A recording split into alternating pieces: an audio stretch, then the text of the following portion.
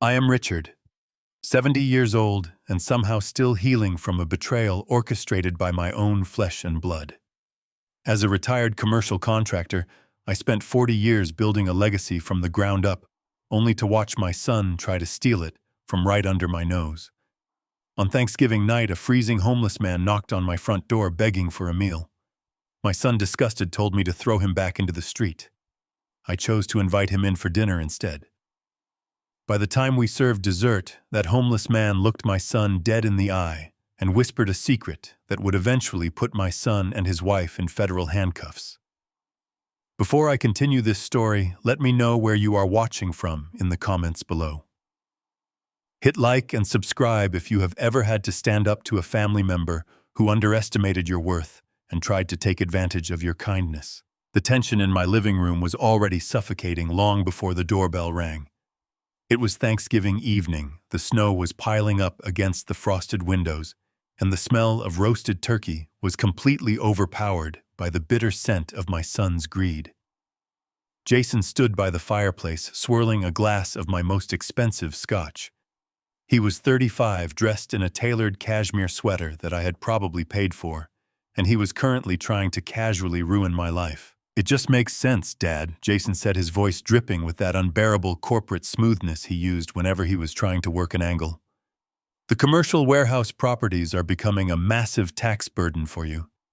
You are 70 now. You should be relaxing on a golf course, not stressing over property management and LLC renewals. If you just sign the management rights over to my firm, Megan, and I can shield you from the capital gains hits. It is purely for your own protection." I sat in my leather armchair staring at the legal documents he had practically shoved into my lap alongside the appetizer plates. I looked down at my hands. They were thick, scarred, and permanently calloused from 40 years of hauling steel, pouring concrete, and gripping steering wheels in the dead of winter. I had built a multi-million-dollar commercial contracting business from a single rusted pickup truck.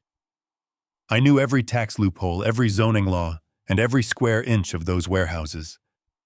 I did not need protection, especially not from a son who had never swung a hammer in his life. "Jason," I said, keeping my voice dangerously calm, "I appreciate the concern, but I manage my assets just fine. I am not signing over the Southside property or any other warehouse just so you can play real estate mogul with my equity." "Megan." My daughter-in-law sighed from the sofa. She crossed her legs carefully, adjusting her designer skirt so it would not wrinkle. "Richard, you are being stubborn," she chimed in, using that condescending tone people reserve for toddlers or the elderly. "Jason is a financial director. He knows what he is doing. You are just holding on to the past because you refuse to admit you are getting older. We are trying to help you preserve your legacy before the state taxes it into oblivion." My jaw tightened.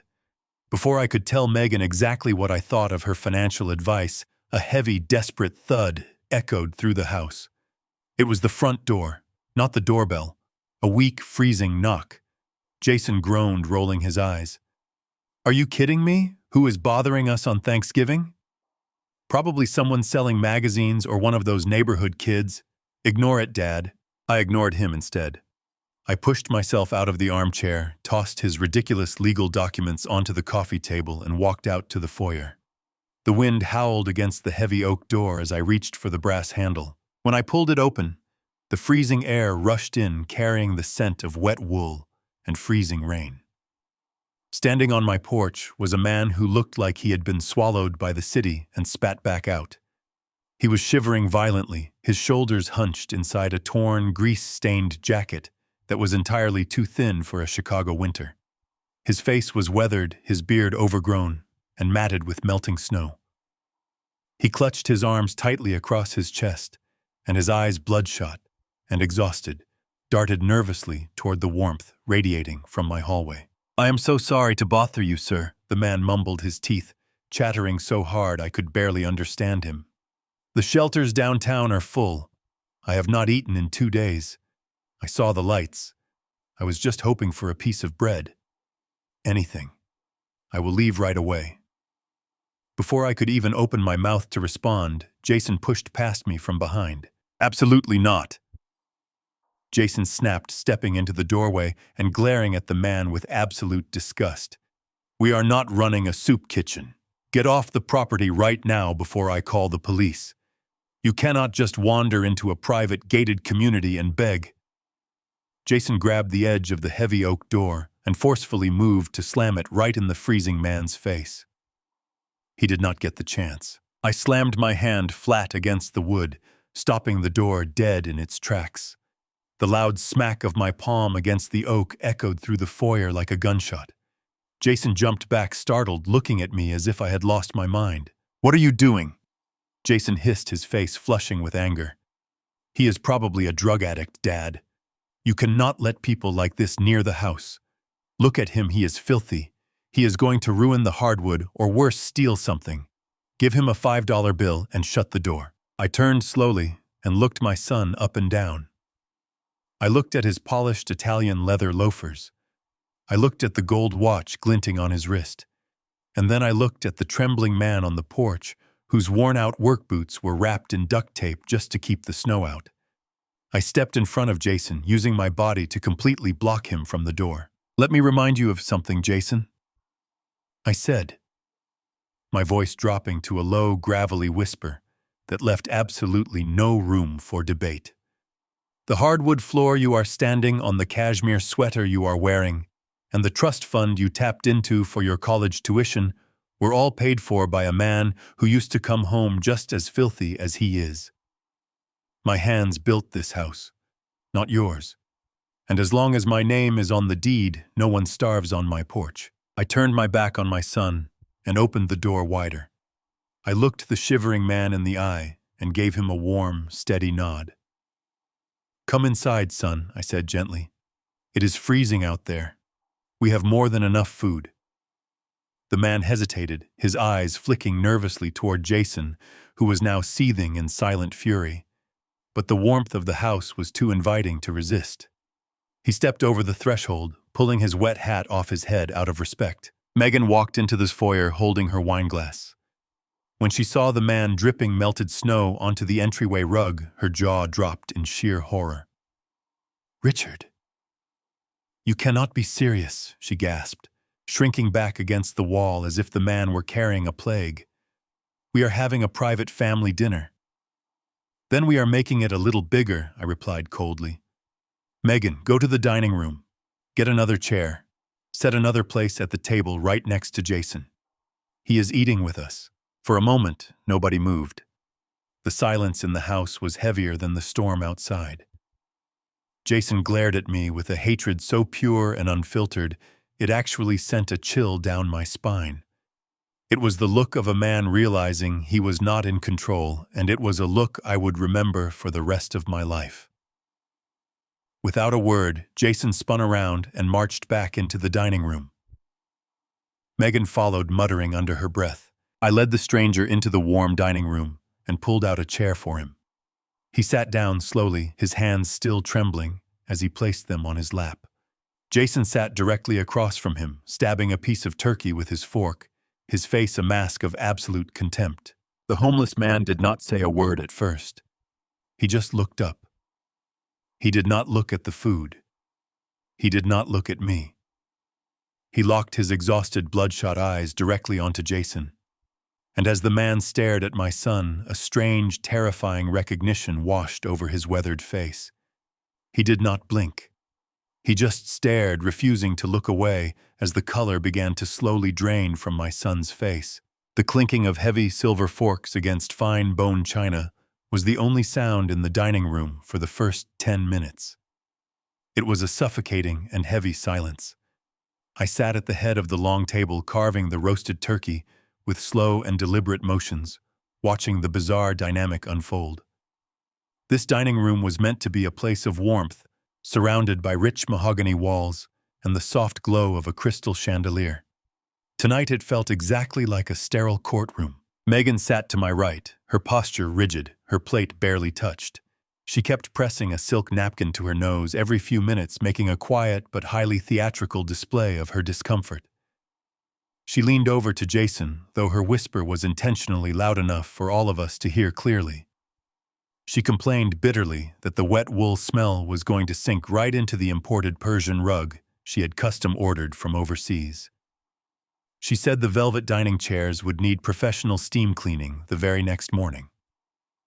She spoke about our guest as if he were a stray animal that had tracked mud into a museum, completely disregarding the fact that he was sitting less than 3 feet away from her. I kept my temper in check. I placed a massive slice of dark meat onto a gold-rimmed plate, added a mountain of mashed potatoes, poured hot gravy over the top, and passed it down to the man.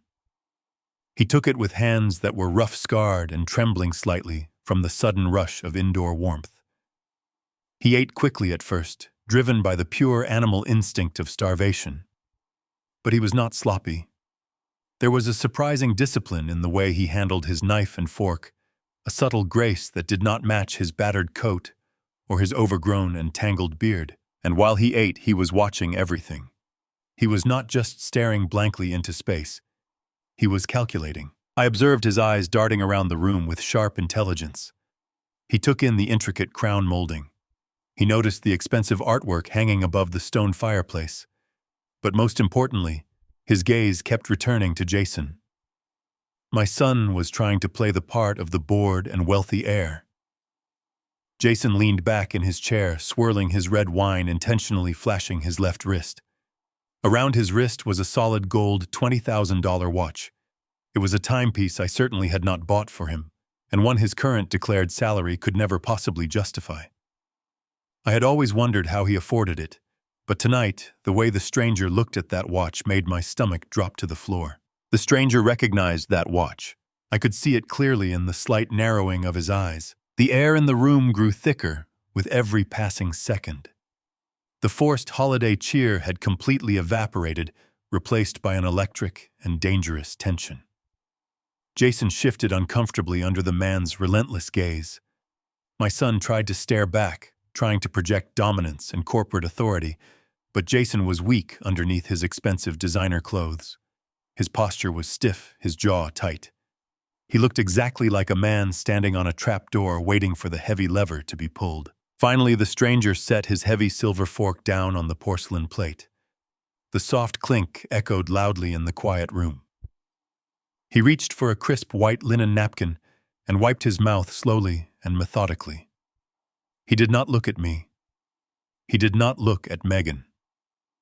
He leaned forward just a fraction of an inch, locking his bloodshot eyes directly onto my son. "The turkey is magnificent, Richard," the man said. His voice was surprisingly steady and clear, completely devoid of the shivering desperation he had shown out on the front porch. Then, without breaking eye contact with my son, his tone shifted into something sharp and undeniably mocking. He smiled a thin and humorless smile. "It is certainly much better than the catering at the Apex Holdings Gala last year. Is it not, Mr. Director?" For a fraction of a second, the entire world stopped spinning. The silence that followed was violently shattered by the sound of breaking crystal. Megan had dropped her wine glass. It hit the hard edge of her porcelain plate and exploded, sending sharp shards of glass and dark red wine splashing across the pristine white tablecloth and dripping down onto her precious imported rug. But Megan did not scream. She just sat there, frozen like a statue, staring at the homeless man, with her mouth slightly open in pure and unadulterated shock. Jason looked as if he had just been electrocuted. All the color instantly drained from his face, leaving him a sickening and ashen gray.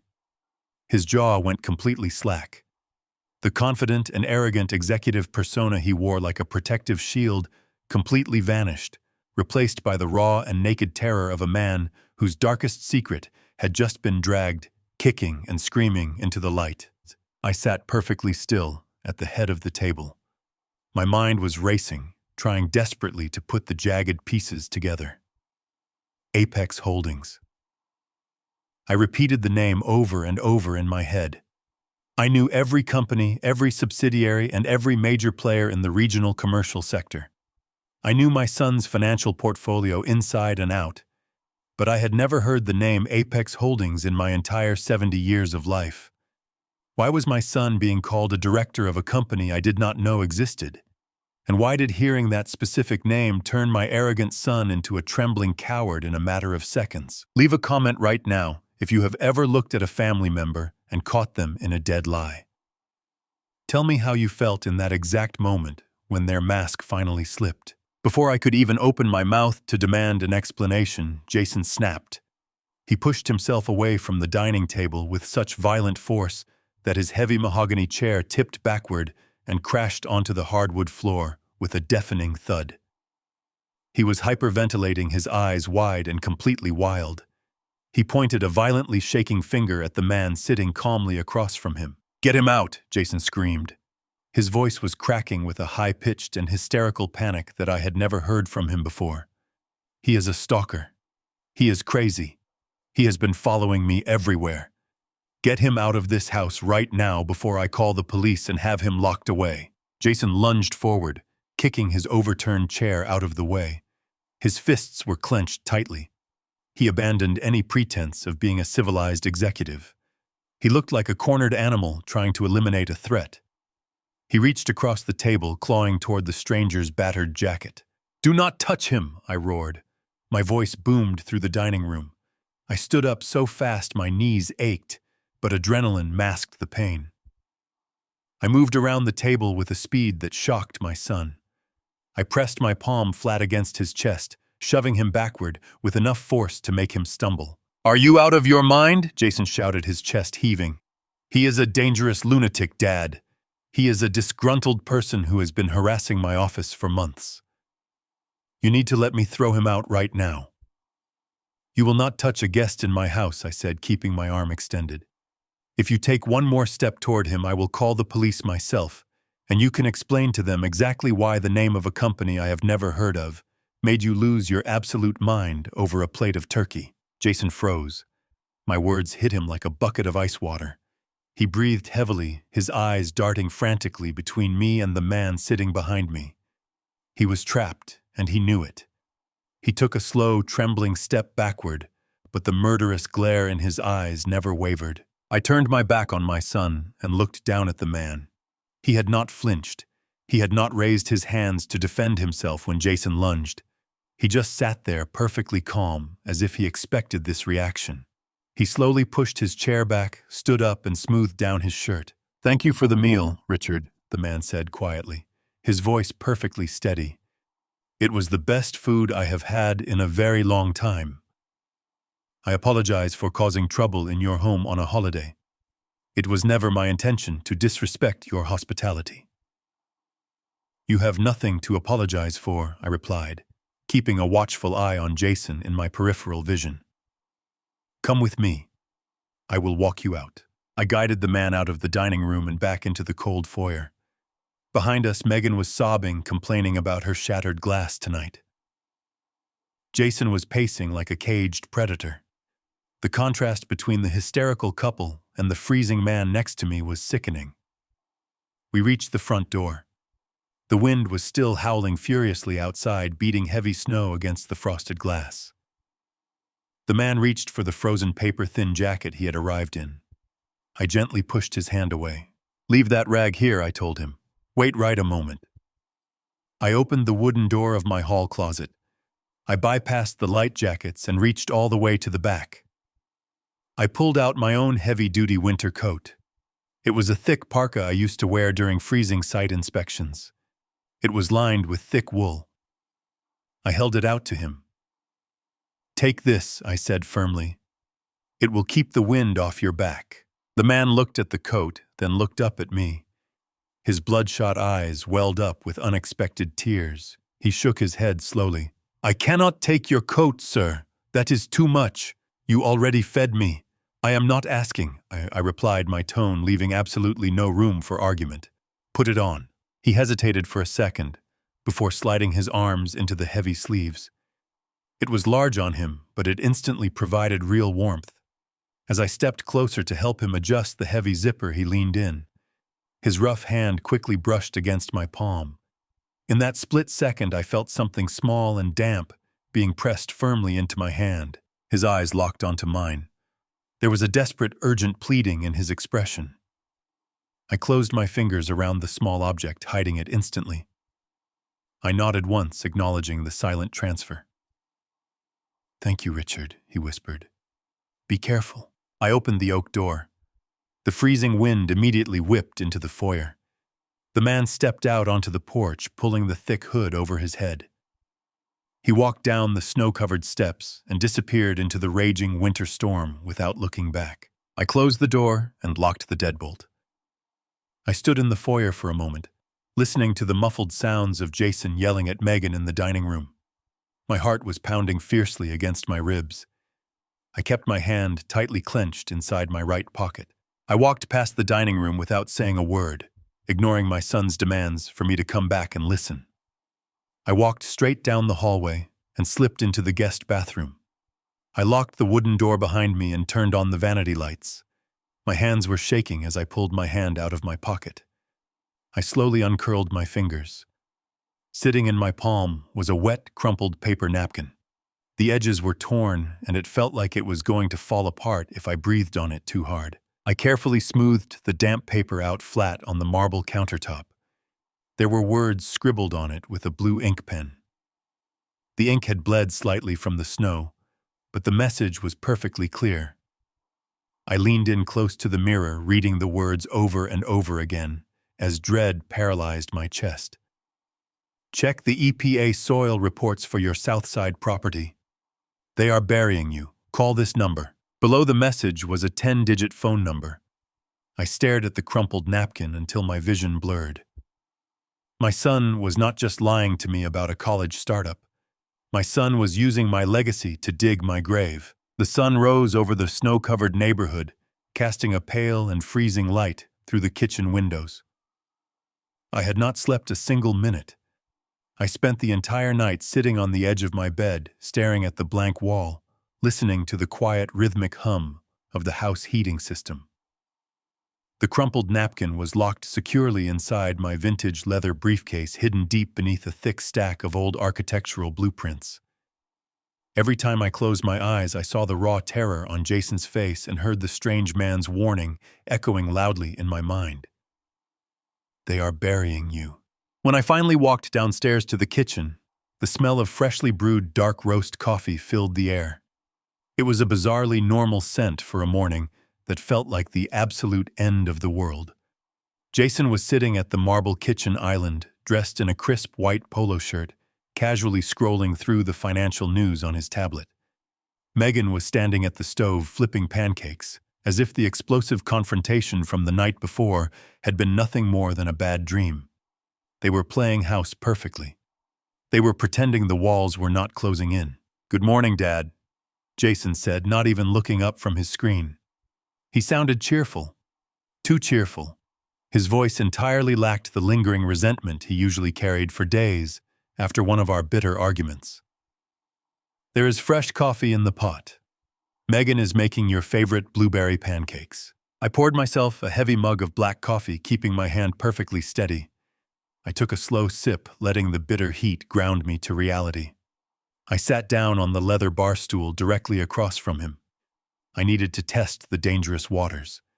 I needed to see exactly how deep the deception went. "I owe you an apology for last night," I said, keeping my voice incredibly mild and regretful. "I am an old man, Jason. Sometimes my stubborn pride gets the better of me. I should not have forced a total stranger into our private family dinner. You were entirely right to be concerned about our security." Jason finally looked up, a deeply satisfied smirk playing on his lips. "It is fine, Dad. We were just worried about you. You have to be careful with people like that. They prey on the elderly. They see a nice house and a trusting face and they try to take advantage.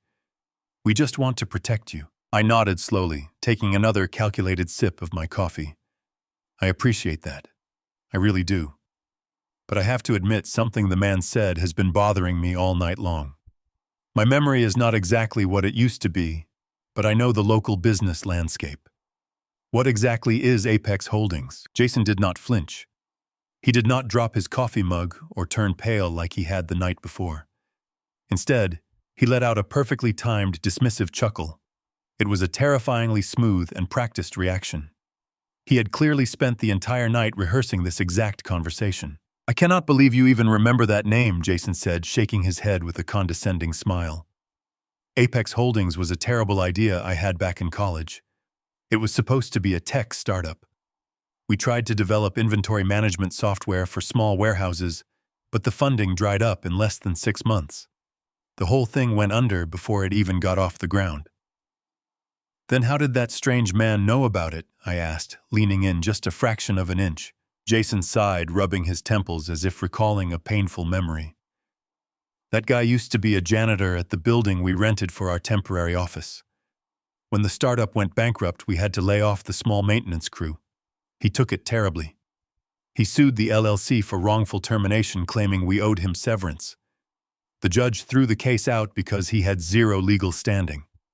He has been unstable ever since, nursing a ridiculous grudge and stalking former board members. He probably tracked my car here.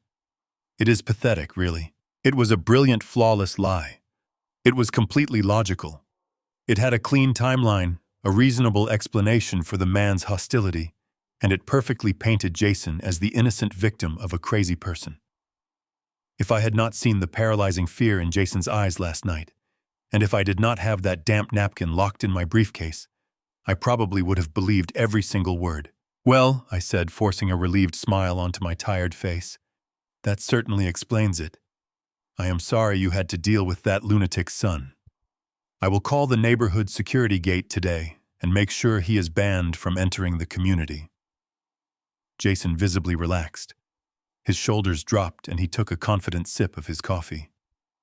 Exactly, Dad. Thank you. Let us just put the whole ugly incident behind us. I agreed, but my eyes drifted past Jason's shoulder. Megan was standing by the stove, completely still. The pancakes were actively burning on the skillet, sending thin wisps of gray smoke up into the exhaust fan, but she did not seem to notice. Her back was turned to us, but the reflective surface of the stainless steel microwave caught her reflection perfectly. She was holding her phone low, hidden against her stomach. Her thumbs were flying across the screen in a frantic, desperate rhythm. Her hands were shaking violently. While Jason played it cool, Megan was entirely coming apart at the seams. She was texting someone with terrifying urgency, completely ignoring the burning food right in front of her. I looked back down at my coffee mug, masking my careful observation. I kept a pleasant expression on my face, but my mind was working at lightning speed. Jason said Apex Holdings was a failed college startup. He graduated from business school 12 years ago. But as I sat there watching Megan panic, a very specific memory struck me with the force of a speeding freight train. 2 years ago, Jason had come to my office sweating and desperate. He begged me for a $200,000 bridge loan. He told me it was a short-term cash flow issue for a private investment he could not disclose. I gave him the money because he was my son. The timeline did not fit his story about college. But 2 years ago perfectly matched the massive environmental regulation shifts in the commercial zoning districts. The startup was not from college. It was recent. And it cost exactly $200,000 to secure the required permits for a waste disposal shell company. By 10:30 that morning, Jason and Megan announced they were heading downtown for a late holiday brunch with some of Megan's wealthy friends. Jason patted me on the shoulder as he walked past, telling me to relax and enjoy the quiet house. I smiled warmly and told them to have a wonderful time. I stood by the front window and watched Jason's expensive black sports utility vehicle back out of the driveway and disappear down the snow-covered street. The moment the red taillights vanished, my warm smile dropped completely. The silence in the large house was no longer comforting. It felt like a ticking clock. I turned away from the window and walked directly down the hallway to my private study. The heavy mahogany door clicked shut behind me, isolating me from the rest of the house. I sat down in my worn leather desk chair and woke up my desktop computer. The monitor illuminated my face with a harsh and cold light. For 40 years, I had managed every single aspect of my commercial contracting business with an iron grip. I knew every parcel of land, every tax code, and every zoning regulation in the county. My properties were my life's work, the foundation of the wealth that paid for the roof currently over my son's head. I opened my web browser, and navigated to the county property tax portal. I needed to see exactly what was happening with the Southside warehouse.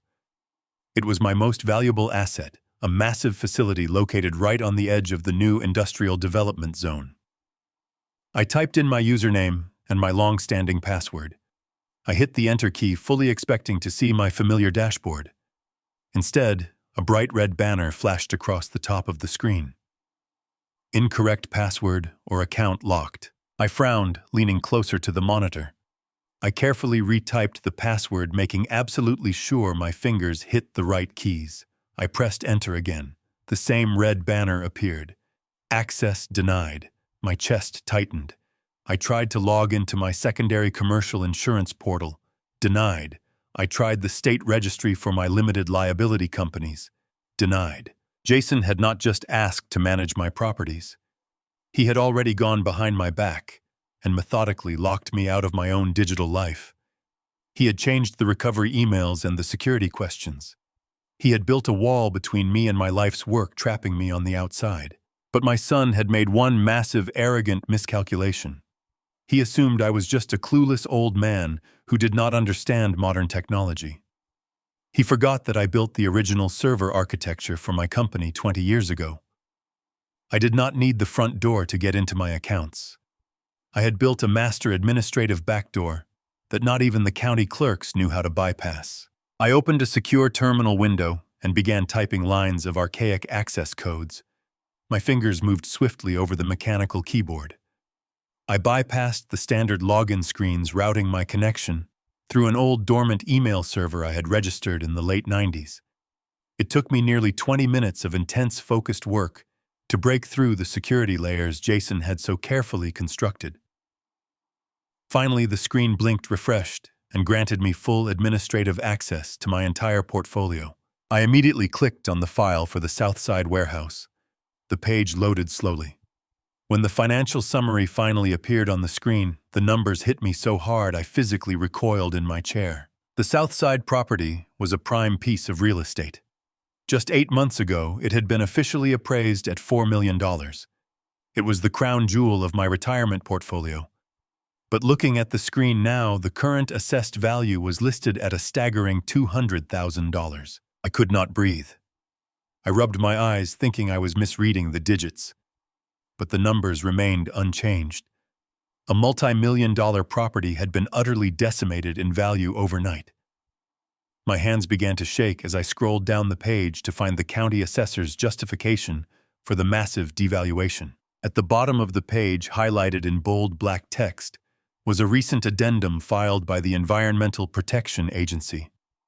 The reason for the appraisal drop was listed as severe environmental contamination. I clicked on the attached federal report. Page after page of toxic soil analysis flooded my screen. The documents detailed massive unauthorized dumping of highly corrosive industrial battery acid and heavy metals directly into the groundwater beneath my warehouse. The site had been classified as a high-risk biohazard zone. The county had condemned the land. The crumpled napkin in my briefcase suddenly made terrifying sense. Apex Holdings was not a failed software startup. It was a shell company. Jason and Megan had used a dummy corporation to accept highly lucrative and completely illegal waste disposal contracts from a battery manufacturing plant. They took the millions of dollars in disposal fees for themselves, and they quietly dumped the toxic chemicals onto my land. They had poisoned my property to line their own pockets. But the true horror was far worse than the financial loss. The land was still in my name. The deeds were in my name. When the federal government finally came down to prosecute the people responsible for the illegal dumping, they would not be looking for a ghost company called Apex Holdings. They would be looking for the legal owner of the property. They would be looking for me. My son had not just stolen my wealth. He had perfectly framed me for a massive federal crime. I stared at the screen, paralyzed by the sheer magnitude of the betrayal. The silence of the study was absolute. I felt completely cold. Then the loud rumble of the garage door opening vibrated through the floorboards directly beneath my feet. Jason was already pulling back inside early. I quickly closed the terminal window and cleared the cache. My hands were shaking so badly I almost knocked my coffee mug onto the keyboard. I shut down the master server connection and brought the standard login screen back up, leaving no trace of my digital break-in. I stood up from my desk, gripping the leather backrest to steady my trembling legs. I took 3 deep, slow breaths, forcing my racing heart to slow down. I had to bury the rage. I had to bury the sheer blinding panic of knowing I was sitting on top of a federal crime. I walked over to the mirror hanging on the back of the study door. I studied my face. I needed to look like an old, oblivious man who trusted his son implicitly. I relaxed my jaw, let my shoulders slump slightly, and put on a warm, clueless smile. I opened the study door just as Jason and Megan walked into the hallway, brushing the fresh snow off their expensive coats. They were back incredibly early. Usually Megan's brunches lasted well into the late afternoon, filled with endless mimosas and neighborhood gossip. "You two are back fast," I said, keeping my voice light and pleasant. "Did the restaurant run out of champagne?" Jason chuckled, hanging his heavy wool coat in the hall closet. "No, the restaurant was too crowded.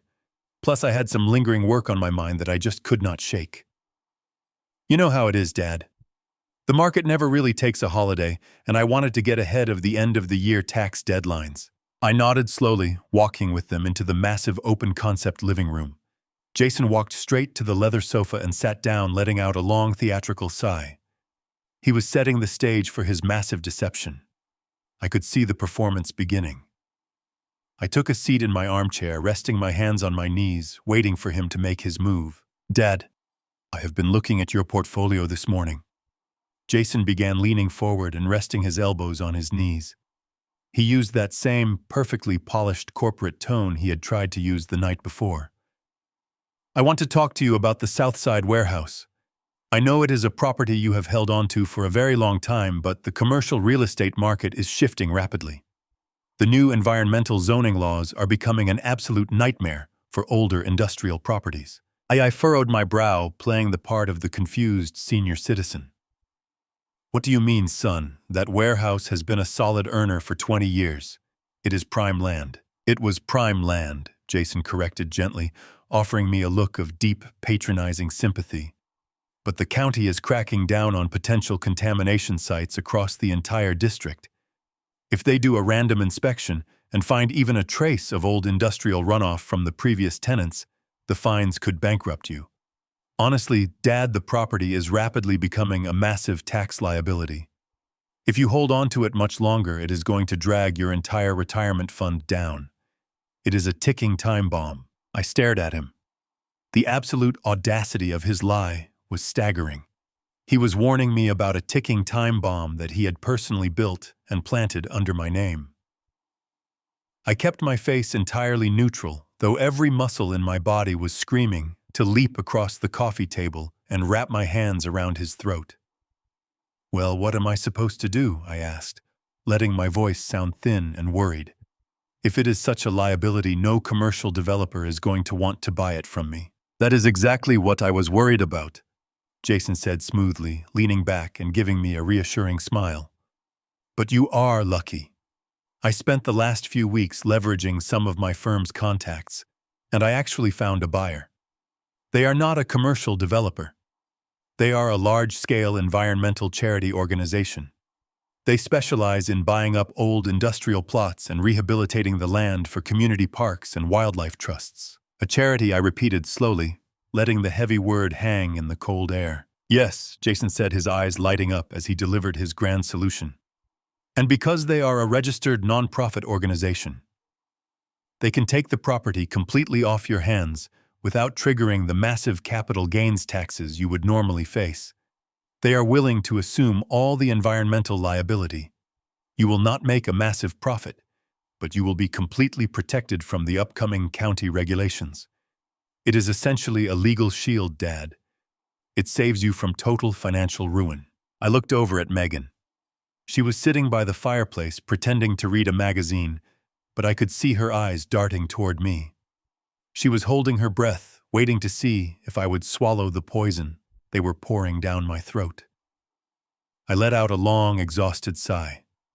I rubbed my eyes, slouching deeper into my chair.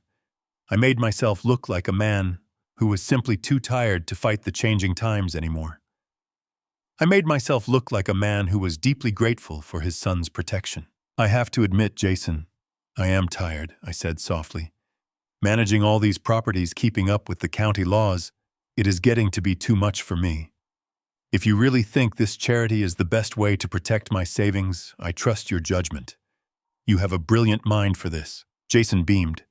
A look of absolute sickening triumph washed over his face. He stood up quickly, unable to contain his excitement. I knew you would see the logic, Dad. I actually had my legal team draw up the preliminary transfer agreements, just in case you agreed. It is all standard boilerplate language. He walked over to his leather briefcase resting by the kitchen counter and pulled out a thick, sleek black folder. He walked back and handed it to me. The paper felt heavy in my hands. It was the instrument of my complete destruction. I will review this, I said, offering him a weak smile. Let me just look over the terms. I want to read up on this charity buyer. What did you say their name was? The Green Earth Restoration Initiative, Jason said smoothly. They do fantastic work. Take all the time you need to read it, Dad. But we should ideally get the signatures notarized by Monday to beat the holiday fiscal deadlines. Monday. The same day they were planning to lock me away. The timeline was perfectly orchestrated. They would get my signature, steal the land, leave me with the federal crimes, and bury me in a psychiatric ward before the ink even dried. I stood up slowly, clutching the black folder tightly against my chest. Thank you, son. I am going to take this into my study and read it in peace. I turned my back on them and walked down the long, quiet hallway. I stepped into my quiet office, pulled the heavy mahogany door shut, and firmly locked the brass deadbolt. I stood in the center of my locked study listening to the heavy silence.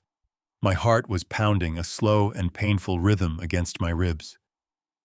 I walked over to my large oak desk and dropped the sleek black folder onto the polished wood. The thud it made sounded exactly like a judge dropping a wooden gavel. I sat down in my chair and slowly opened the cover. The legal documents inside were pristine, printed on expensive, heavy stock paper that smelled faintly of fresh ink. I read through the first pages of the property transfer agreement. Jason had casually called it standard boilerplate language, but I had spent 40 straight years reading complex commercial contracts. There was absolutely nothing standard about this.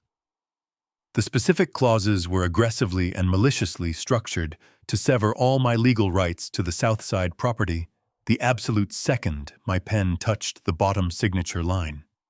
It also included a bizarre, heavily fortified indemnification clause. This specific paragraph completely absolved the buyer of any past, present, or future legal obligations, environmental or otherwise related to the seller. They were making sure that when the federal government finally came down on me for the massive toxic waste dump, I could not point a single finger at the new legal owners. It was a terrifying masterpiece of legal deception designed to leave me entirely defenseless. I pushed the treacherous documents aside in absolute disgust. I did not need to read any more of their carefully constructed lies. I needed to know exactly who was hiding behind this fake charitable organization.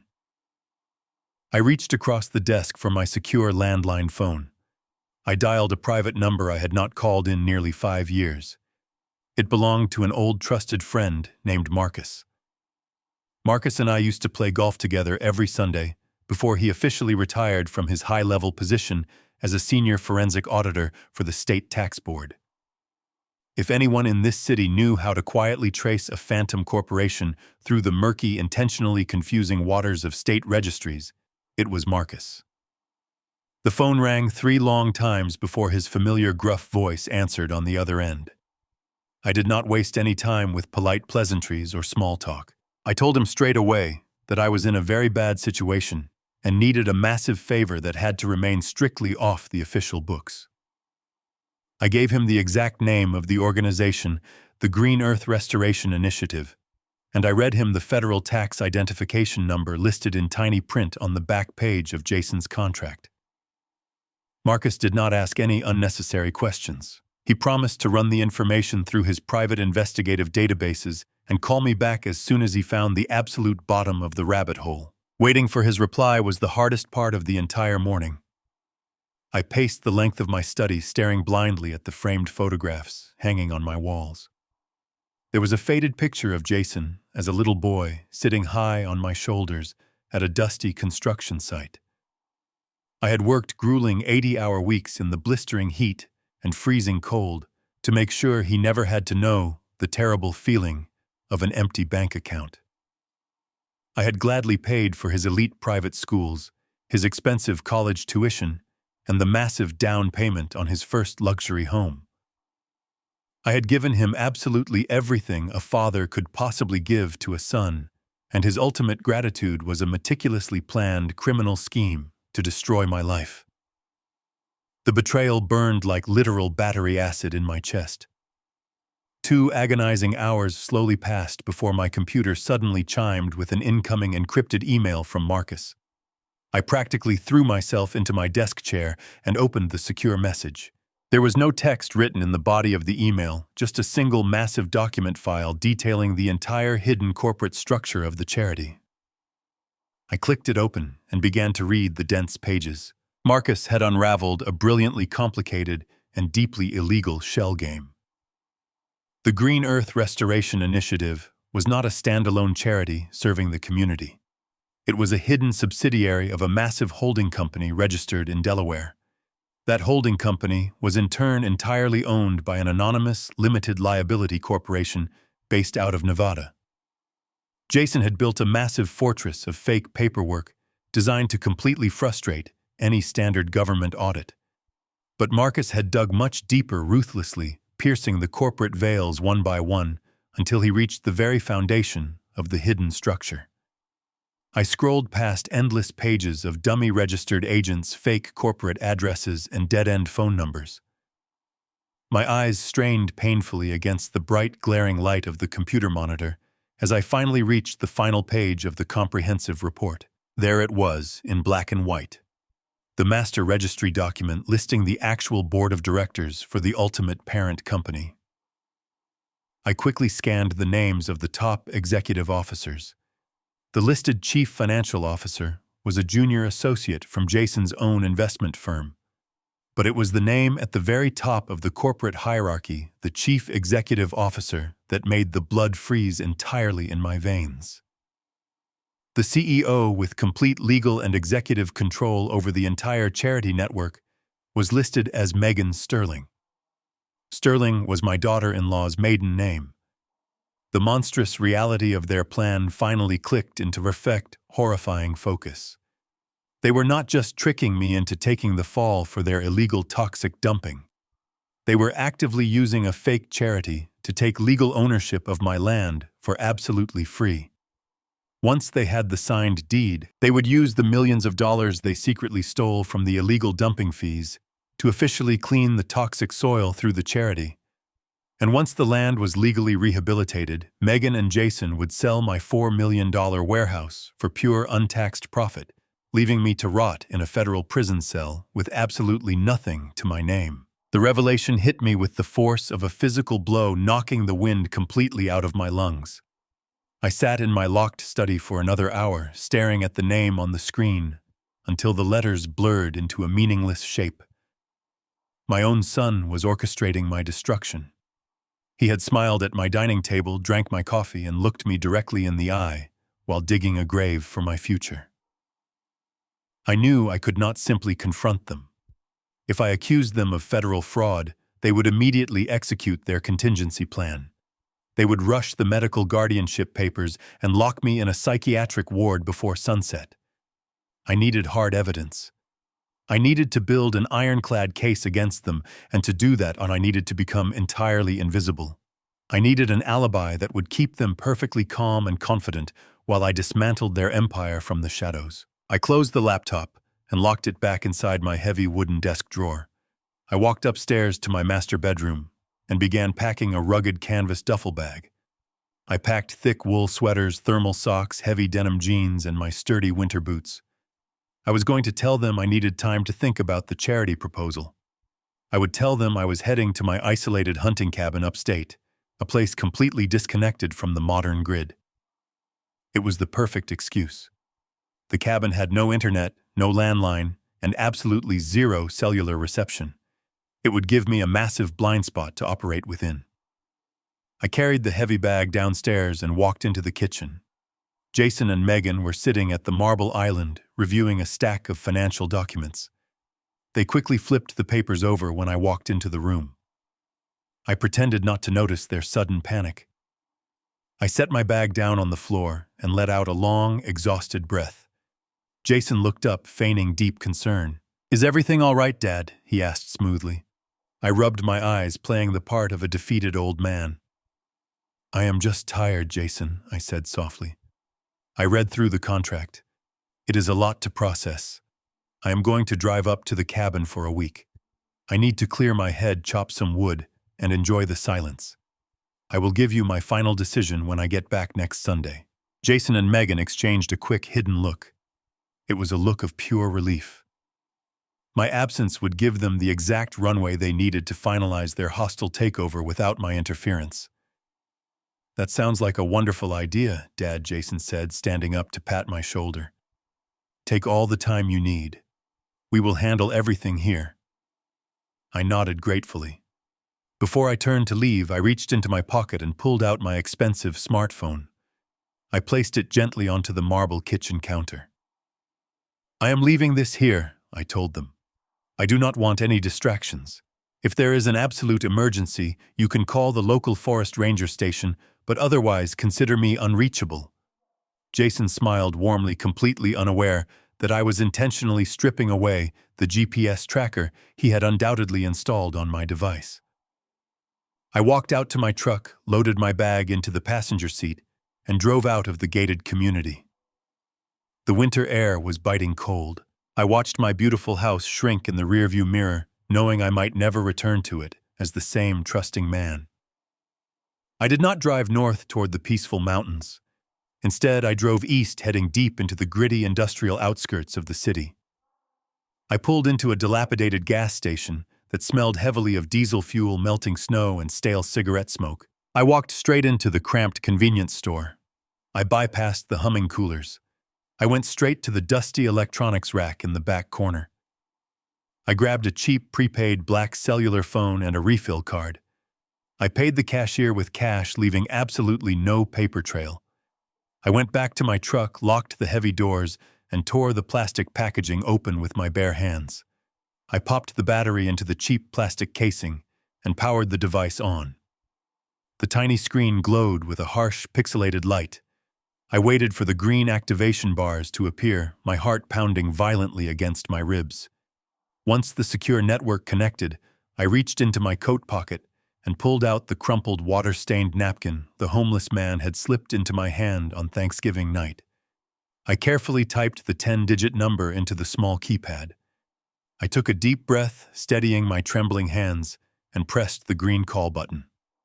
The phone rang once. It rang twice. On the third ring, a sharp click echoed through the cheap speaker. No one said hello. There was just the heavy sound of someone breathing cautiously on the other end of the line. "It is Richard," I said quietly into the receiver.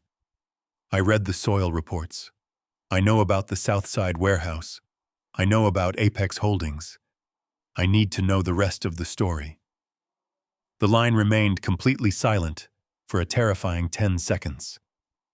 I thought he was going to hang up on me. Then the man finally spoke. His voice was rough and grating, entirely different from the polite tone he had used in my dining room. "You are in more danger than you can possibly understand, Richard," the voice warned. "If your son knows we are talking, neither of us will survive the week." "I am completely off the grid," I assured him. "My son thinks I am 500 miles away in the woods. Tell me where we can meet." The strange man paused, taking a slow breath, and gave me an address to a rundown diner located directly on the dark and isolated edge of town. The diner was exactly where the strange man said it would be. It sat on the edge of the industrial district, surrounded by abandoned factories. A flickering neon sign cast a sickly yellow light over the empty parking lot. I parked my truck in the darkest corner, cut the engine, and stepped out into the bitter cold. The inside smelled of burnt coffee and old frying oil. It was empty except for a waitress wiping the counter and a solitary figure in the back booth. I walked slowly toward the back. It was him. He had washed his face and trimmed his tangled beard, but the exhausted, haunted look in his eyes remained entirely unchanged. I slid into the cracked vinyl booth across from him. He did not say a word at first. He just stared down at the black coffee steaming in a thick ceramic mug. Without dirt masking his features, I could see he was in his late 40s, though the heavy stress etched into his face made him look a decade older. "You said I was in danger." I began lowering my voice so the waitress would not hear.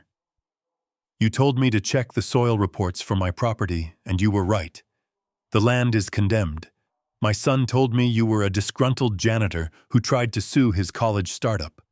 I need to know exactly what is going on, and I need to know who you really are." The man let out a dry, bitter laugh that sounded like dead leaves scraping across concrete. "A janitor," he repeated, shaking his head in sheer disbelief. "Your son is a terrifyingly good liar, Richard. My name is Thomas. I hold a degree in corporate finance. Until 18 months ago, I was not cleaning the floors of his building. I was the senior compliance auditor for his entire investment firm. I was the man hired to make sure his deals were strictly legal." I stared at him, letting the reality of his words sink in.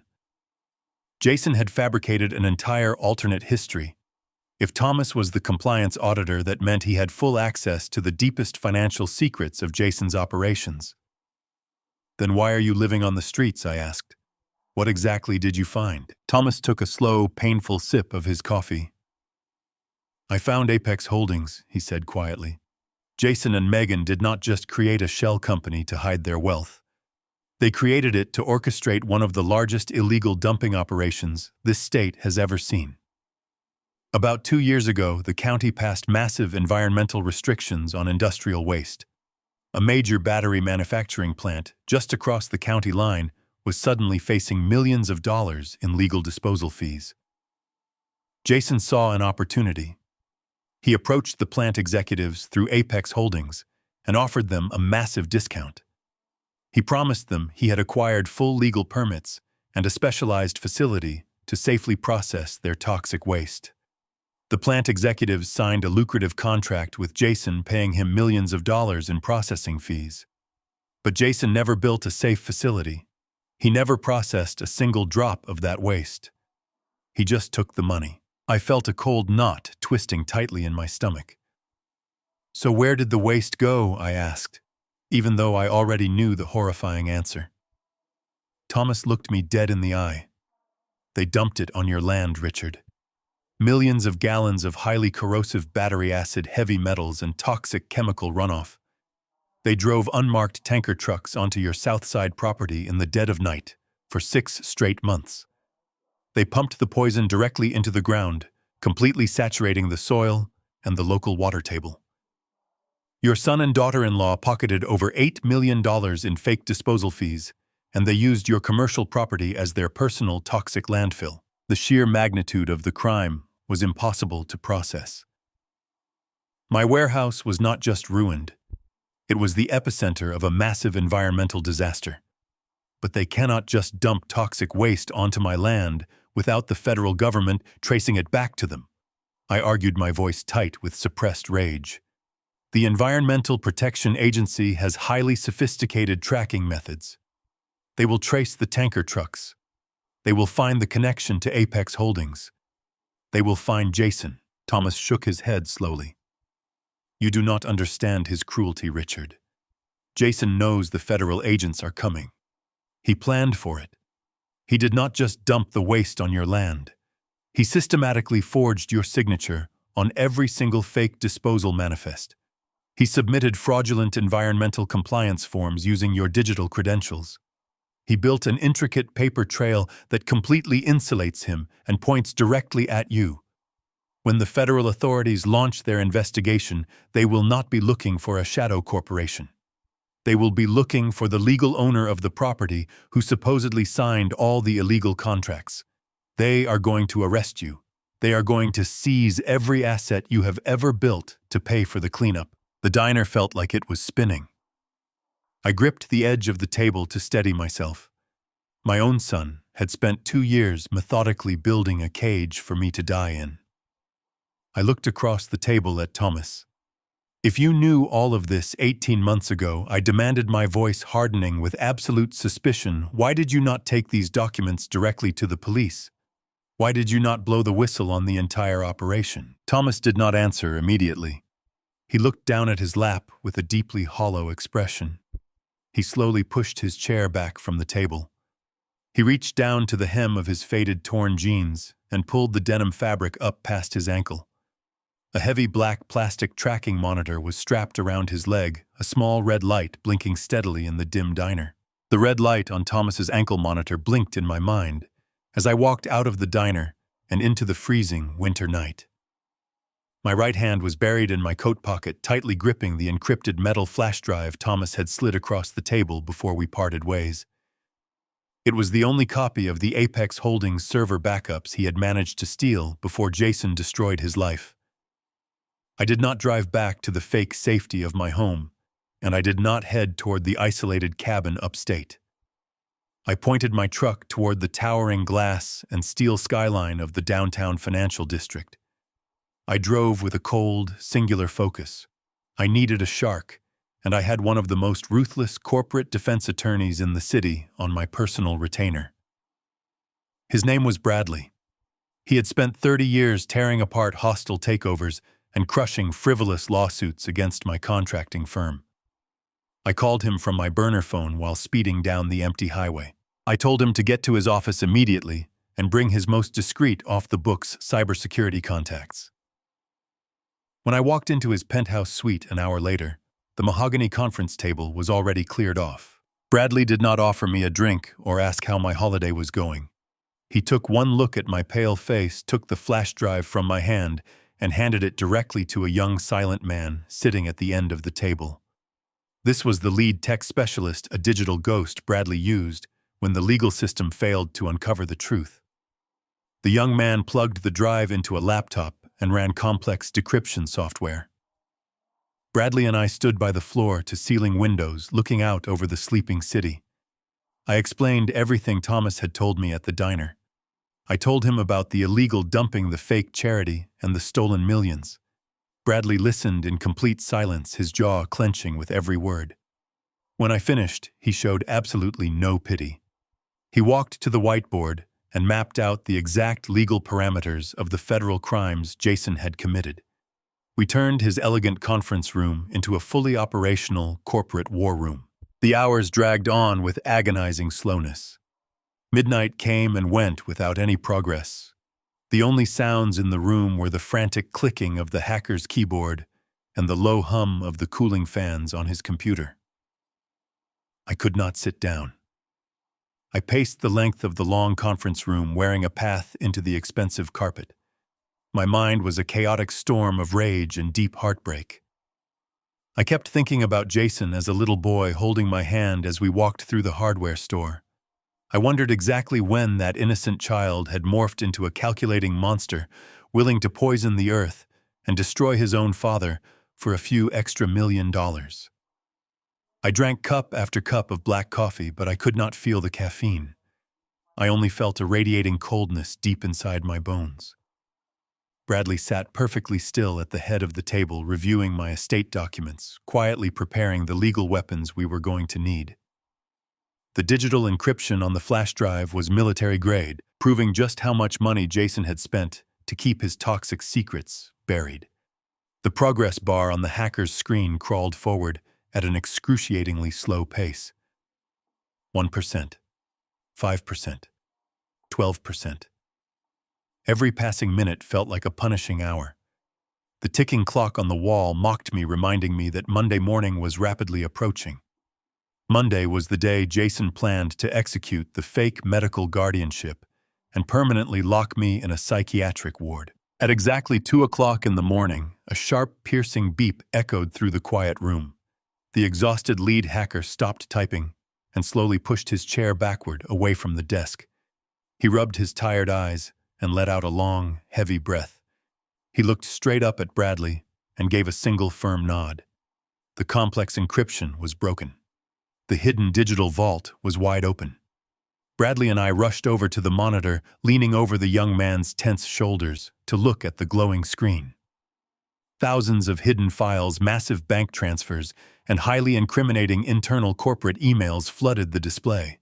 It was the absolute entirety of the illegal Apex Holdings operation laid bare. Bradley quickly instructed him to isolate the environmental compliance folders. The hacker opened a secure subfolder titled EPA Manifests. He carefully clicked on the very first PDF document. It was an official federal waste disposal certification acknowledging the direct transfer of 50,000 gallons of corrosive battery acid directly to the Southside property. But it was not the chemical volume that made my blood run entirely cold. It was the bottom section of the page. There, right on the designated line for the authorized facility owner, was my signature. It was not a sloppy or clumsy forgery. It was a perfect, flawless digital replication of my exact handwriting. The hacker quickly opened the next file and then the next one. Dozens of sensitive federal documents flashed rapidly across the screen. Every single one of them bore my perfectly forged, identical signature. Jason had not just secretly used my land. He had legally and permanently bound me to every single drop of that toxic waste. Bradley slowly took his expensive glasses off and rubbed his temples, his face completely grim. "Richard," he whispered, his deep voice stripped of its usual ruthless confidence. "The illegal dumping and the fake charity scheme are terrible, but this is entirely different. These are highly sensitive Federal Environmental Protection Agency documents. Jason has completely and perfectly insulated himself from the very beginning. According to the United States government, you authorized this. If we fail now, you are the one going to federal prison." The heavy silence in the penthouse office was deafening. I stared at the glowing monitor, watching my own stolen identity seal my fate. The forged signatures were not just lies. They were a meticulously crafted federal trap. Bradley scanned the complex jargon in the disposal contracts, pointing a finger at the listed dates. They were incredibly recent. The illegal dumping had stopped months ago, but these specific liability transfer forms had been filed just last week. "Jason is accelerating the timeline." Bradley said, his voice a low, dangerous rumble. "He knows investigators are sniffing around the battery plant. They will eventually trace the chemical runoff back to the warehouse. He is preparing to throw you completely under the bus. But there is a massive flaw in his plan." I looked at my lawyer, my heart pounding against my ribs. "What flaw?" I asked. "Flaw, I pense," you, Bradley replied simply. "You are a sharp, articulate, and highly competent man. If agents accuse you of orchestrating the dumping, you will fight back.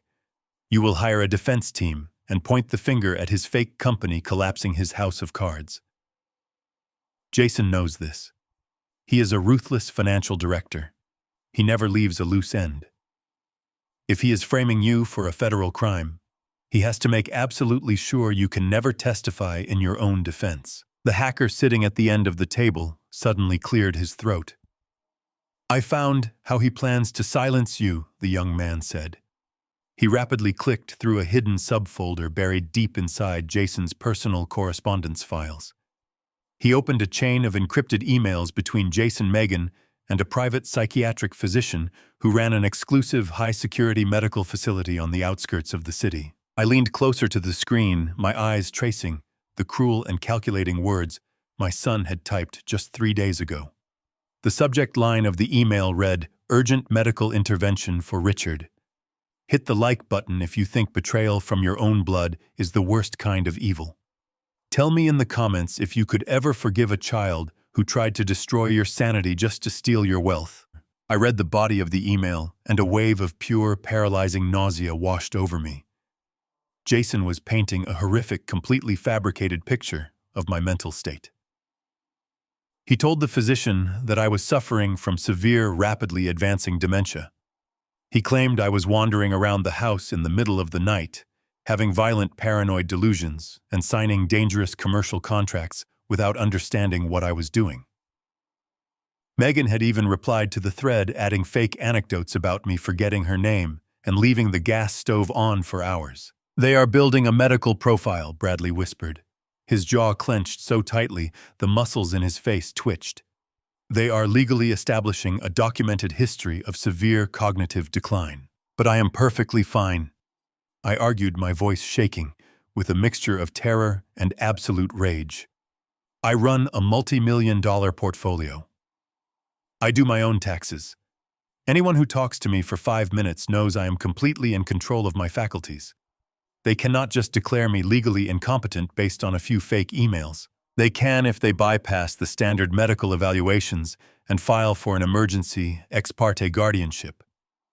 Bradley explained, his tone completely grim. "An ex parte motion means they go directly to a judge in secret. They present this fabricated evidence of your supposedly violent and dangerous dementia. They argue that you are an immediate threat to yourself and to the community. If they convince the judge, the court grants them temporary but absolute medical control over your life before you even know the hearing took place." My breath caught in my throat. "What does absolute medical control mean?" I asked, dreading the answer. "It means you cease to exist as a legal entity," Bradley said, looking me directly in the eye. "You lose the right to hire a lawyer. You lose the right to manage your own money. You lose the right to make your own medical decisions. Jason will have the legal authority to force you into a locked psychiatric facility. He will have the authority to forcibly medicate you with heavy sedatives to manage your fictional delusions. And when the federal agents come to question you about the illegal toxic dumping, Jason will just show them the guardianship papers. He will tell them his poor demented father signed those environmental manifests during a severe mental breakdown. The sheer malice of the plan was suffocating. My son did not just want my money. He wanted to erase my mind. He wanted to drug me into a permanent stupor so I could never speak the truth." The hacker suddenly gasped, his fingers freezing over the keyboard. He clicked on a hidden attachment located at the very bottom of the most recent email thread. A scanned legal document filled the monitor. It was not a draft. It was not a proposal. It was a completed emergency court order for temporary medical guardianship bearing the stamp of the county courthouse. Bradley leaned in, his eyes darting across the dates listed on the official document. He let out a curse. "The judge already signed it, Richard. They filed it late Friday afternoon, right before the holiday weekend began." I stared at the black ink on the screen, my blood turning to pure ice. They had the legal authorization to take my life away. "Look at the execution date," the hacker whispered, pointing to the bottom of the page. The legal order was scheduled to be executed by a private medical transport team on Monday morning at 9 o'clock. Monday. The exact same day I was supposed to return from my fake trip to the isolated cabin. They had perfectly timed the trap. I now had less than 48 hours left. I walked out of Bradley's penthouse office and stepped into the freezing air. The bitter wind whipped through my coat, but I barely registered the cold. My mind was consumed by the ticking clock. I climbed into my truck, turned the ignition, and pulled out onto the snow-lined streets. As I drove through the deserted financial district, my eyes darted instinctively to the rearview mirror. 3 blocks back, a dark gray sedan pulled out from a narrow alleyway and began matching my exact pace. I made 2 random right turns, deliberately deviating from the highway route to test my suspicion. The sedan mirrored my movements perfectly, keeping a careful distance. Jason was not taking any chances. My son had hired a private investigator to shadow me to make absolutely certain I was driving up to the isolated cabin.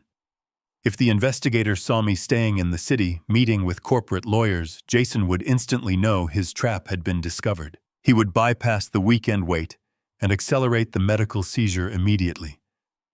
I simply could not let that happen. I had spent 40 years navigating hostile negotiations, and I knew how to handle hired muscle. I drove toward the decaying industrial side of the city until I found an empty parking garage.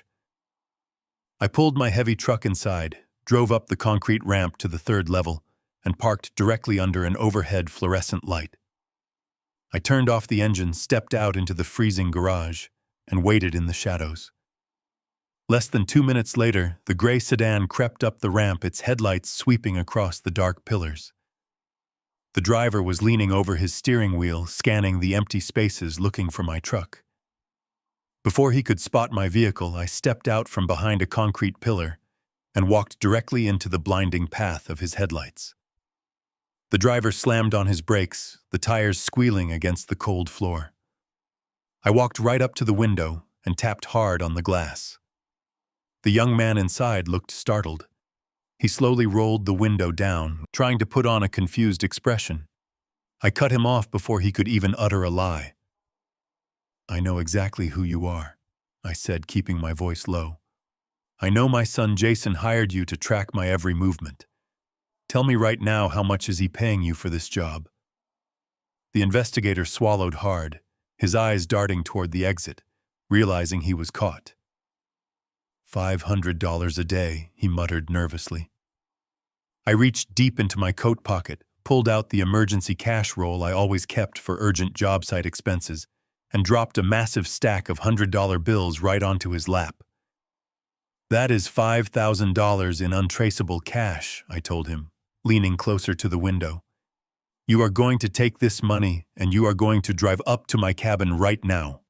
You are going to send my son pictures of my snowy driveway, and you are going to ping your data directly from those woods. If you do exactly what I say, you keep the money and we never speak again. If you call my son, I will have my lawyers destroy your license and bury you in civil lawsuits before Monday morning. Do we understand each other?"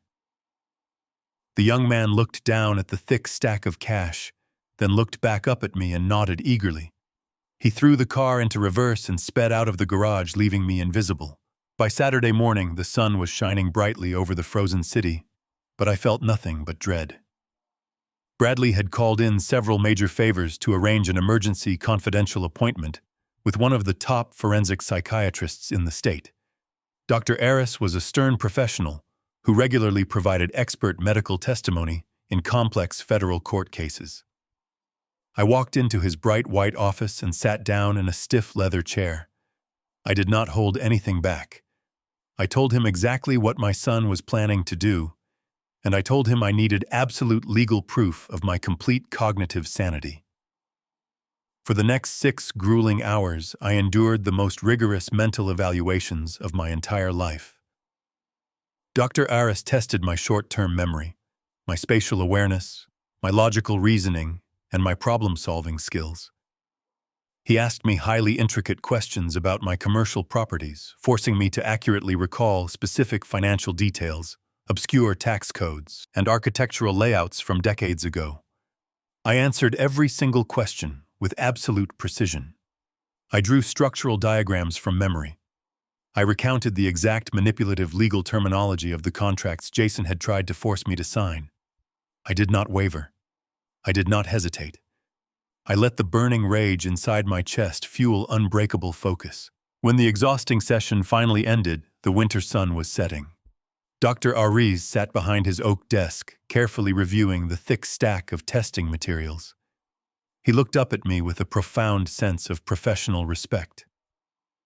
"Richard," he said quietly, "your cognitive function is not just normal for a man of your age. It is entirely exceptional. You have the sharp mental acuity of a man 20 years younger." He signed his name at the bottom of a legally binding medical affidavit, officially stamping it with his state medical seal. He handed the thick document across the desk. "This paper is an ironclad legal shield," he told me. "No judge in this country can declare you incompetent while this document exists." I took the heavy paper, feeling a fleeting moment of relief. I had the proof I needed to destroy Jason's claim. But as I looked down at my watch, reality crashed down on me. It was Saturday night. The medical transport team was coming to my house on Monday morning. I had secured it to protect my mind, but the clock was ticking. I stepped out of the psychiatrist's office into the freezing Saturday evening air, clutching the heavy medical affidavit against my chest. The document was my shield against the psychiatric ward, but it did nothing to protect me from the looming federal indictment for environmental terrorism. The clock was ticking toward Monday morning, and I still had to dismantle the trap Jason had set with the Environmental Protection Agency. I climbed back into my truck and dialed Bradley's secure number. I told him we had the medical proof. Bradley did not waste a single second celebrating. He told me to get some rest and meet him at a discreet location at 6 o'clock the next morning. He had spent the entire afternoon pulling every major political and legal string he possessed to arrange an off-the-books meeting with the Criminal Investigation Division of the federal government. Sunday morning arrived with a brutal, biting frost. I drove to an abandoned industrial park on the north side of the city, miles away from my own properties. Bradley was waiting for me inside a massive, empty warehouse standing next to a sleek, black government vehicle. Leaning against the hood of the car were two men wearing thick, dark winter coats. They did not look like local police detectives. They had the cold, calculating posture of federal agents who spent their lives hunting down corporate criminals. Bradley introduced them as Special Agent Miller and Special Agent Clark from the Environmental Protection Agency's elite criminal division. We did not exchange pleasantries. We walked to a makeshift folding table in the center of the dusty warehouse, and Bradley opened his briefcase. For the next 2 hours, we laid out the entirety of Jason's criminal empire. We handed them the decrypted files from the flash drive. We showed them the complex shell game of Apex Holdings, the dummy corporations in Delaware, and the fake green charity registered under Megan's maiden name. We provided them with the exact bank routing numbers showing millions of dollars in illegal disposal fees flowing from the battery manufacturing plant directly into Jason's offshore accounts. And finally, we showed them the forged federal manifests. We presented certified copies of my actual signature, clearly demonstrating the digital forgery Jason had used to frame me for the destruction of the Southside property. Special Agent Miller reviewed the documents with a sharp, piercing intensity. He did not show any emotion, but I could tell he realized he was looking at one of the most meticulously documented corporate environmental crimes of the decade. He looked up from the paperwork and stared directly into my eyes. "This is a massive operation, Richard," the agent said, his voice echoing slightly in the vast, empty warehouse. "Your son and his wife have committed multiple counts of wire fraud, environmental terrorism, and federal forgery. We have enough evidence right here to freeze their assets and launch a full-scale raid on his investment firm by tomorrow afternoon. But there is a missing piece to this puzzle. We need to know exactly how you obtained these encrypted server backups." I took a deep breath. This was the most critical moment of the negotiation. I leaned forward, resting my hands firmly on the folding table. "I obtained them from the only innocent man left inside my son's company," I told the agents calmly. "His name is Thomas. He was Jason's senior compliance auditor. When he discovered the illegal dumping, Jason and Megan framed him with illegal materials, destroyed his career, and left him homeless with a tracking monitor strapped to his ankle. He risked his life to bring me this drive. But I am not giving you his current location, and I am not signing the official witness affidavits to authenticate these files unless you guarantee his absolute protection." The federal agents exchanged a hard, skeptical look. "We do not make blind deals with co-conspirators," Agent Clark countered sharply. "If this man was the compliance auditor during the dumping, he is legally an accessory to the crimes. He has to face the justice system. He is a victim." I shot back, my voice rising with absolute authority. "He is a victim of the exact same monsters who are trying to put me in a psychiatric ward tomorrow morning. You want to take down a multi-million-dollar environmental fraud ring. You want the battery plant executives who paid the bribes. Thomas is the only man who can testify to the internal corporate structure and verify every single digital footprint on this drive. I am offering you the entire criminal network on a silver platter, but you will grant him a full conditional immunity deal in exchange for his testimony, or I will walk out of this warehouse right now and burn the decryption keys." The warehouse fell into a heavy, suffocating silence. The two federal agents stepped away from the table, walking over to the corner of the building to make a secure phone call to their regional director. Bradley stood next to me, completely silent, letting my aggressive bluff hang in the cold air. 10 agonizing minutes passed before the agents finally walked back over to the table. Agent Miller looked at me with a newfound sense of respect. "The director agrees to your terms," Richard, the lead agent, said firmly. "Thomas will receive full federal immunity and entry into the witness protection program provided his testimony perfectly matches the evidence on this drive. We have a deal." I let out a slow, trembling breath, feeling a massive weight lift off my shoulders. I had saved Thomas. I had saved myself. I reached for the pen to sign the witness statements ready to authorize the immediate arrest of my son. But Agent Miller placed his heavy hand over the documents, stopping me. "Not yet," the agent warned, his tone growing incredibly serious. "We have the digital backups, Richard. But to make these federal charges stick permanently, and to ensure Jason cannot use his high-priced corporate lawyers to claim these files were planted or manipulated by a third party, we need him to actively execute the fraud." I frowned, a cold knot forming in my stomach. "What exactly do you mean?" I asked. "We need him to try and force the final property transfer," Agent Miller explained. "We need him to legally present the forged charity documents to you, and we need him to attempt to execute the fraudulent medical guardianship order to seize your assets. If we raid his house today, he will claim ignorance. But if we catch him in the absolute act of stealing your land and trying to lock you in a medical prison tomorrow morning, the trap snaps shut forever. He will never see the outside of a federal penitentiary." The reality of his words hit me like a freight train. The agents were agreeing to save me, but their plan required me to walk directly back into the lion's den. I had to go back to my house. I had to face the medical transport team, the fake doctors, and the absolute cruelty of my own flesh and blood. I had to sit in my living room and let my son try to destroy my life, just so the federal government could watch him do it. Monday morning was no longer just a deadline. It was the absolute climax of a war. I walked out of the freezing warehouse and back into the biting winter wind. The federal agents had given me a terrifying mission. I was not just a victim anymore. I was the bait. I had to walk willingly into the trap my son had meticulously set for me, knowing that one wrong move could leave me locked in a psychiatric ward for the rest of my natural life.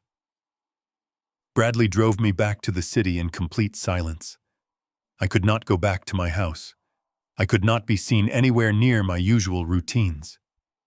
My son and his private investigators believed I was completely isolated at my upstate cabin, entirely cut off from the modern world. To maintain that perfect illusion, Bradley booked me into a cheap, nondescript motel on the industrial outskirts of town under a fake name. I spent Monday, Tuesday, and Wednesday pacing the stained carpet of that cramped room. The isolation was maddening. I had no television, no internet, and only my burner phone to communicate with my lawyer. Every passing hour felt like a physical weight pressing down on my chest. I drank terrible instant coffee and stared at the cracked ceiling, rehearsing the upcoming confrontation in my mind. I had to play the part of a confused, exhausted old man perfectly. If Jason suspected for a single second that I knew about his crimes, he would panic. He would destroy the forged documents and flee the country with his offshore millions before the federal agents could even load their weapons. By the time Thursday morning arrived, the psychological toll was becoming unbearable.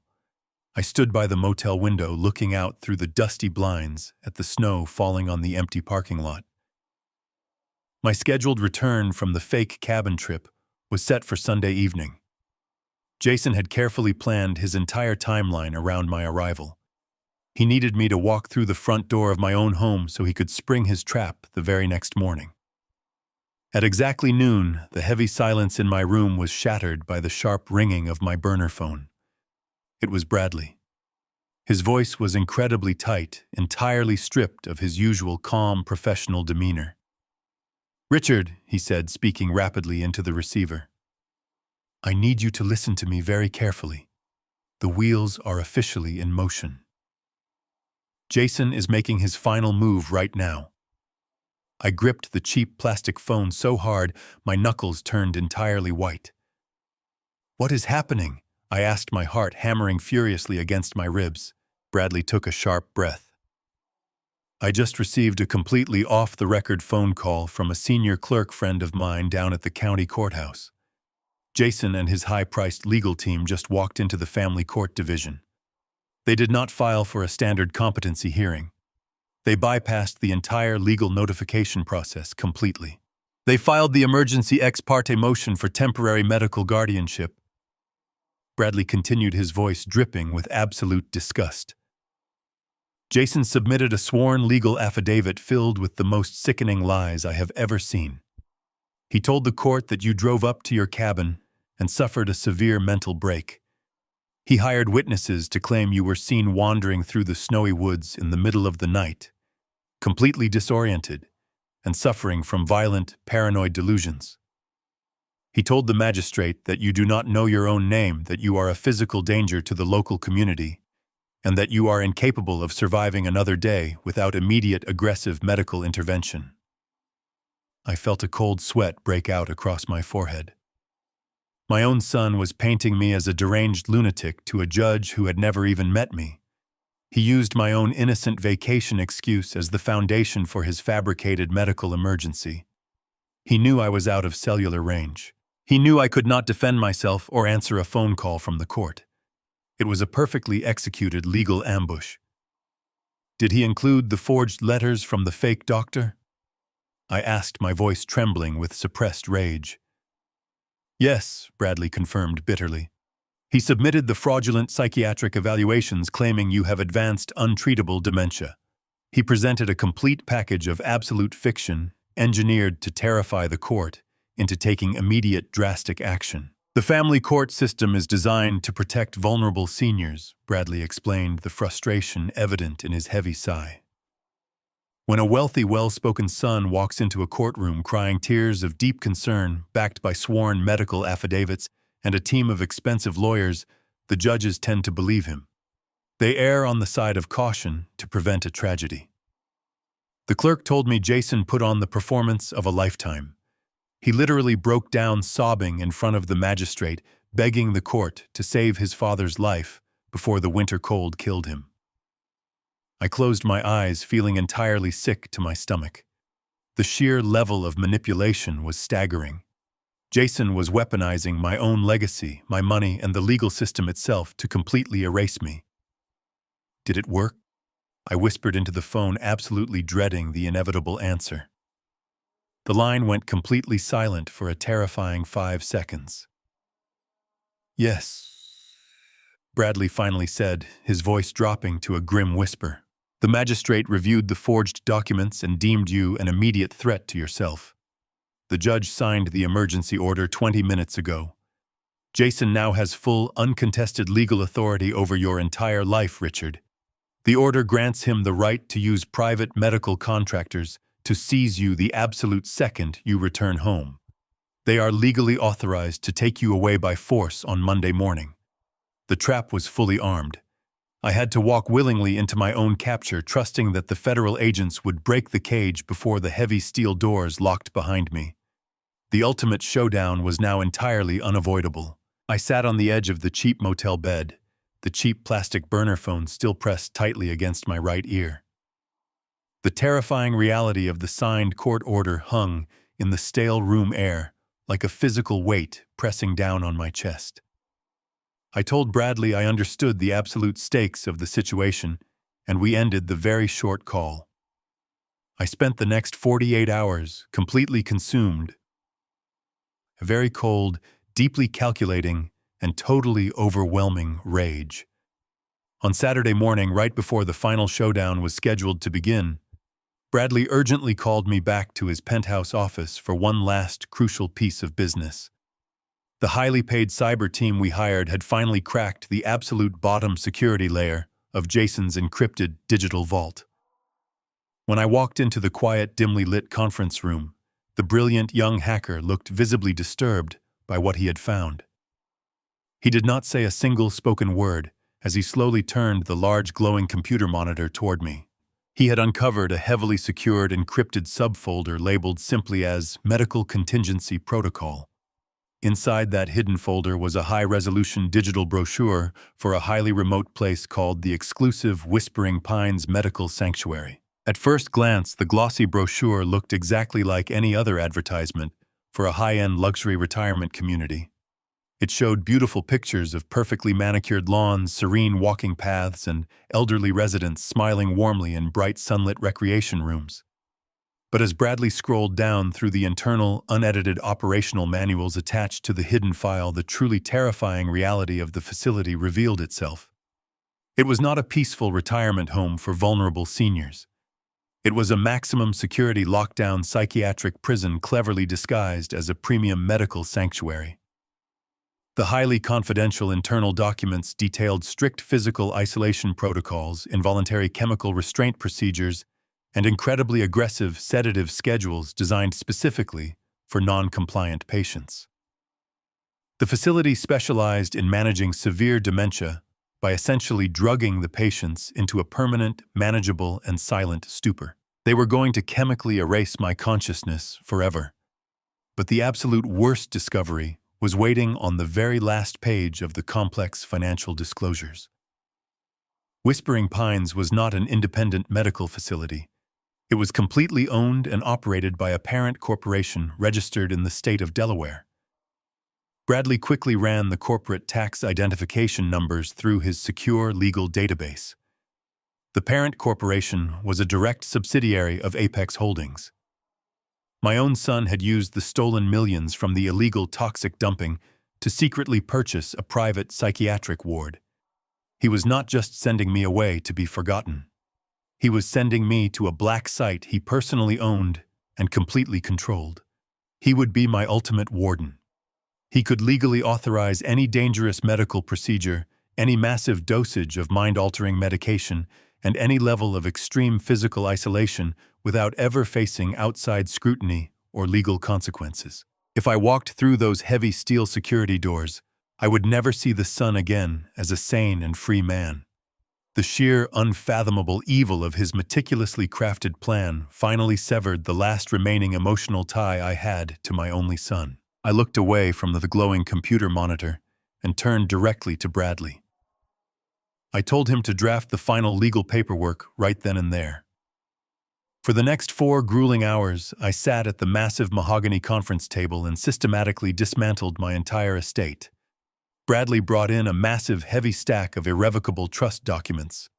With every single stroke of my pen, I completely and legally severed Jason and Megan from my bloodline. I transferred the absolute legal ownership of every single commercial property, every massive bank account, and every lucrative investment portfolio into a newly formed ironclad charitable foundation. I named Thomas the very man Jason had callously framed and tried to destroy as the chief financial officer of the new trust.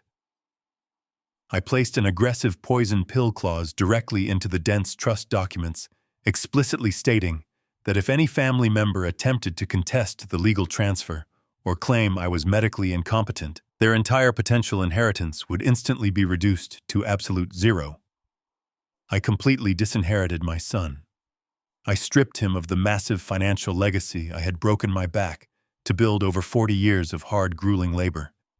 By the time I signed the very final page of the thick stack, my right hand was physically cramping from the effort, but my mind was clearer and sharper than it had been in years.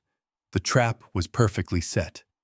The federal agents had their irrefutable criminal evidence, Bradley had the impenetrable legal safeguards firmly in place, and I had the absolute unwavering resolve to watch my son fall into his own grave. Sunday evening finally arrived.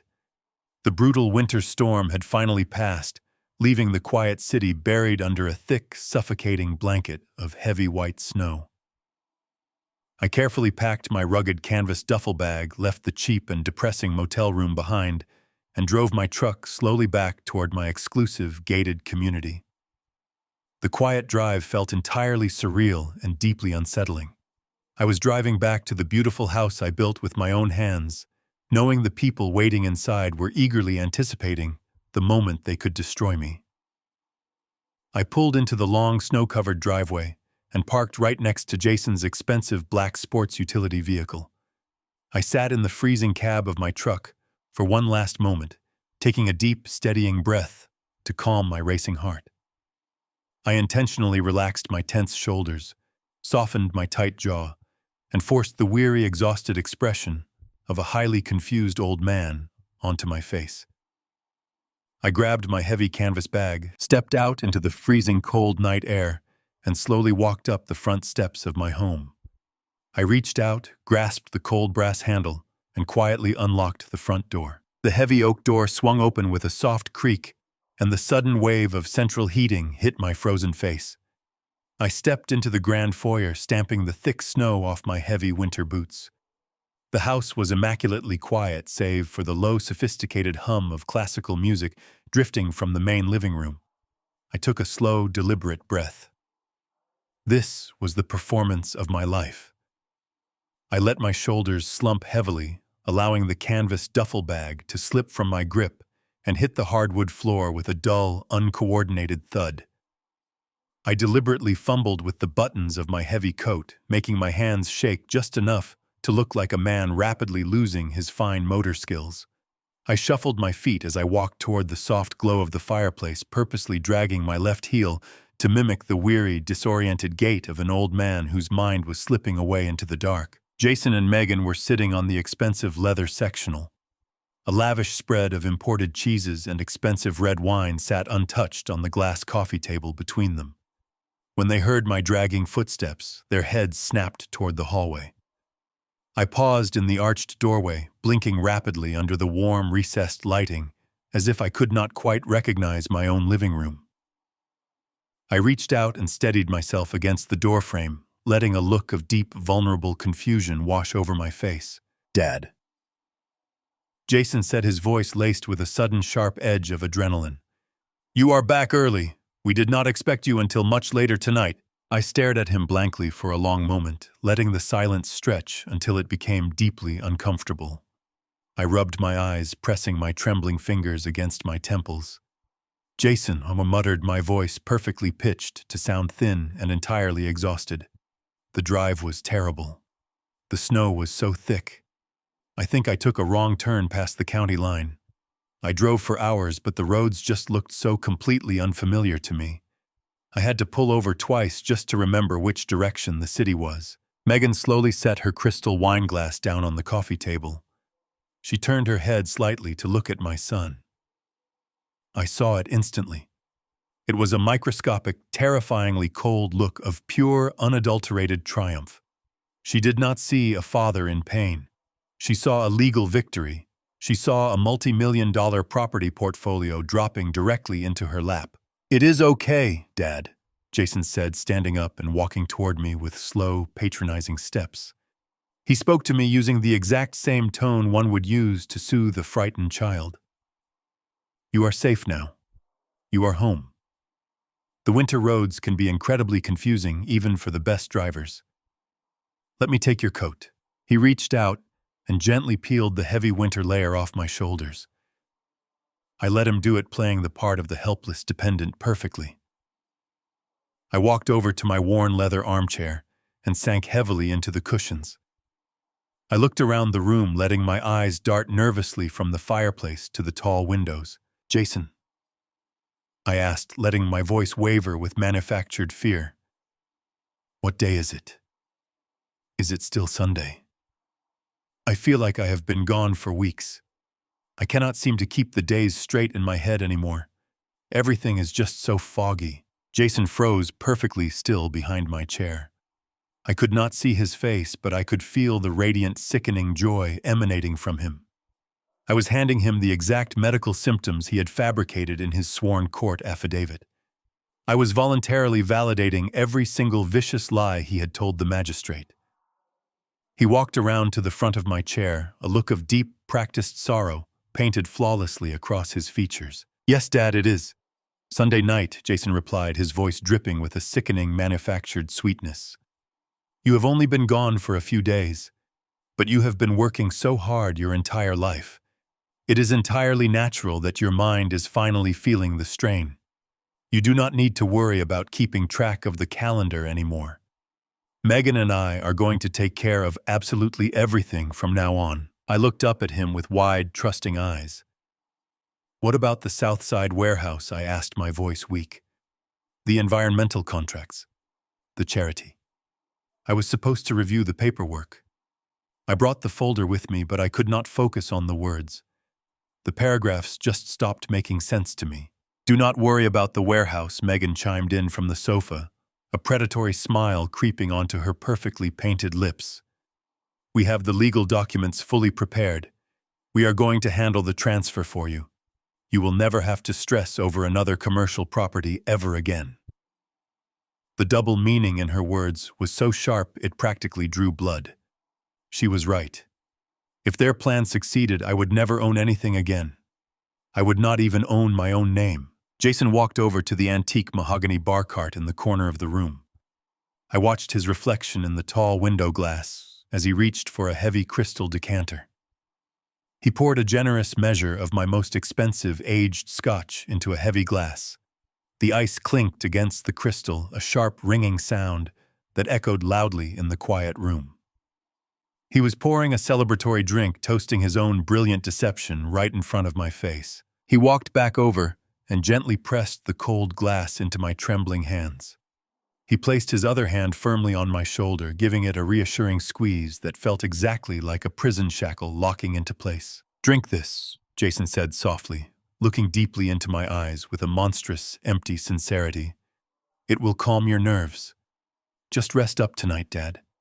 Do not think about the properties or the money or the law. Just sleep. Tomorrow morning we are going to get you the help you desperately need." I gripped the heavy crystal glass, feeling the freezing condensation against my warm skin. The federal trap was now completely armed. He had practically confessed his intentions.